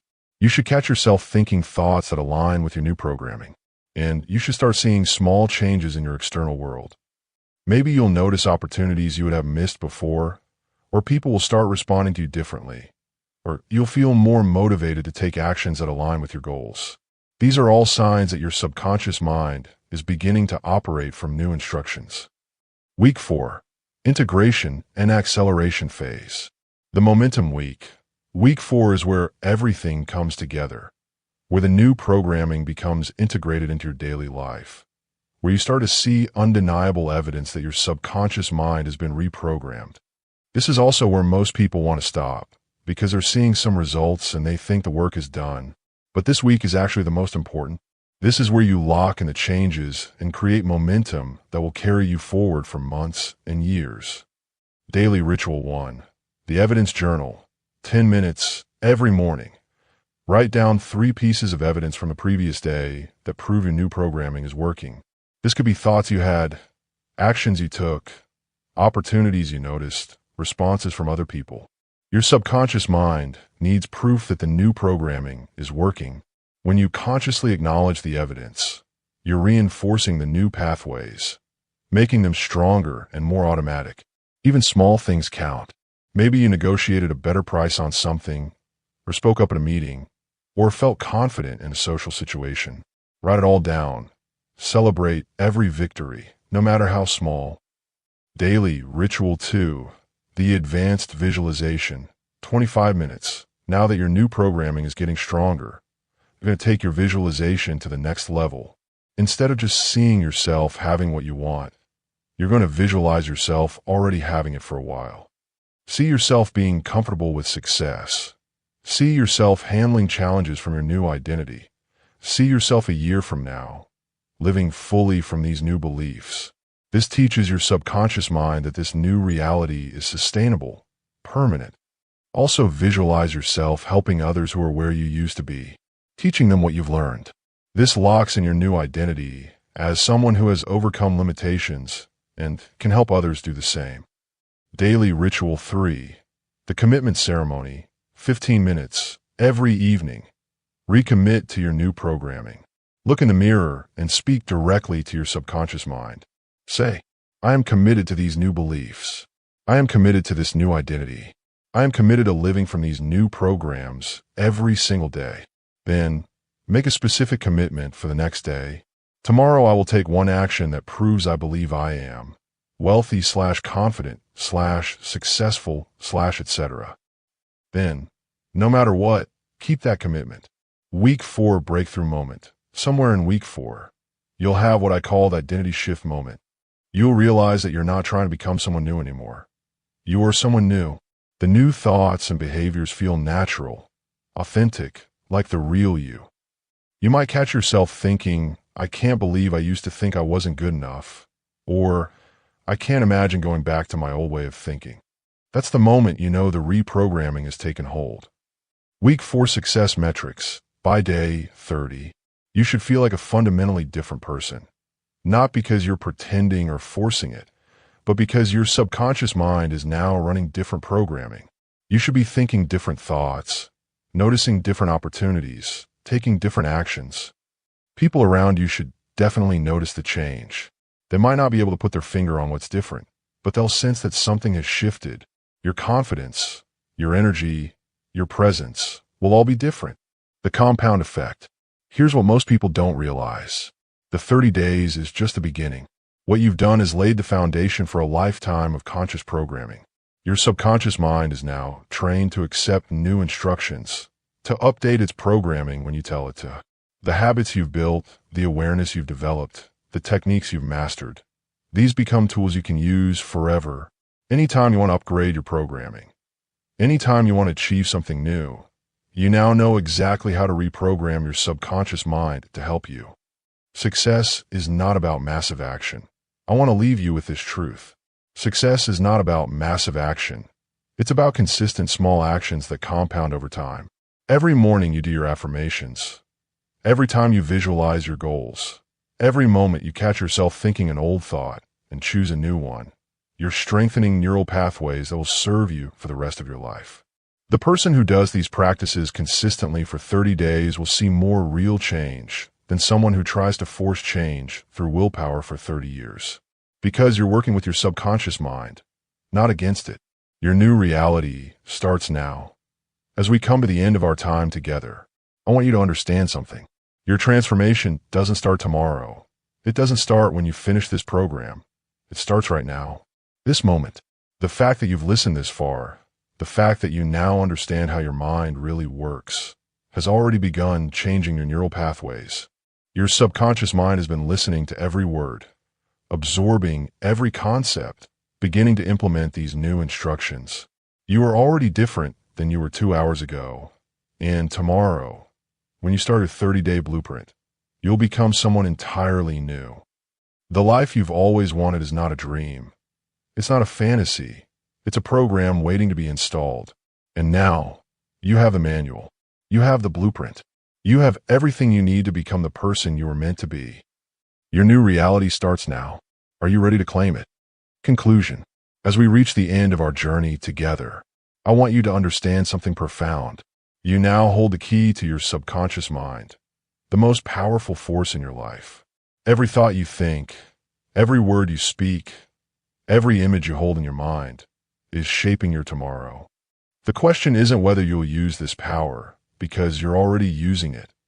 Every single day, every single moment. The question is how you'll direct it.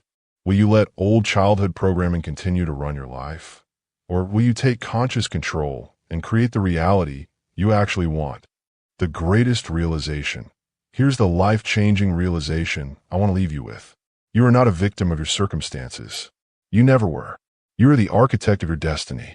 Your subconscious mind has been your faithful servant all along, waiting patiently for you to give it clear, empowering, life-affirming instructions. Every limitation you've experienced, every pattern you've repeated, every frustration you've faced was simply your subconscious mind following the programming it received. It wasn't trying to hurt you. It was trying to keep you consistent with your beliefs, even when those beliefs were limiting you. But now you know better. Now you know that you can change the programming. You can update the instructions. You can literally rewire your brain to create any reality you choose. That's not motivation. That's not positive thinking. That's neuroscience. That's fact. The power to transform your life has been inside you all along. It was never in your circumstances. It was never in other people. It was never in luck or timing or connections. It was always in your ability to program your subconscious mind. And now, you have the manual. You understand how the system works. You know the techniques. You have the 30-day blueprint. You have everything you need to become the person you were meant to be. Remember this. Your subconscious mind is the most loyal employee you'll ever have. It never calls in sick, never takes a vacation, never questions your instructions. It simply follows whatever programming you give it. Faithfully, consistently, powerfully. From this moment forward, every time you repeat an affirmation, every time you visualize your goals, every time you catch an old thought and choose a new one, you're giving your subconscious mind new instructions, better instructions, instructions that will create the life you actually want. If this audiobook has transformed your perspective, imagine what daily practice will do for your life. I invite you to take action right now. Not tomorrow, not next week, right now. First, subscribe to this channel for more transformational audiobooks that will continue your journey of growth and self-discovery. Because this is just the beginning. There's so much more you can learn about unlocking your potential. Second, share this message with someone who needs to hear it. Maybe it's a family member who's been struggling, a friend who's stuck in old patterns, a colleague who doesn't believe in their potential. Your sharing could be the moment that changes their entire life trajectory. And third, most importantly, start your 30-day transformation blueprint today. Don't wait for the perfect time. Don't wait until you feel ready. Don't wait until your circumstances change.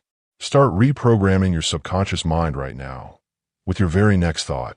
As I leave you, I want you to carry this truth with you always. Your subconscious mind is always listening, always learning, always creating. It's creating your tomorrow based on what you're thinking today, what you're believing today, what you're visualizing today. Make it work for you, not against you. Give it instructions that empower you, beliefs that elevate you, visions that inspire you. Because you have the power. You've always had the power. You just needed to understand how to use it. Your transformation begins now. Your new life starts with your next thought. You are more powerful than you ever imagined. And now you know exactly how to access that power. Go create the life you were meant to live. You have everything you need, and I believe in you completely. Your subconscious mind is waiting for your instructions. What will you tell it?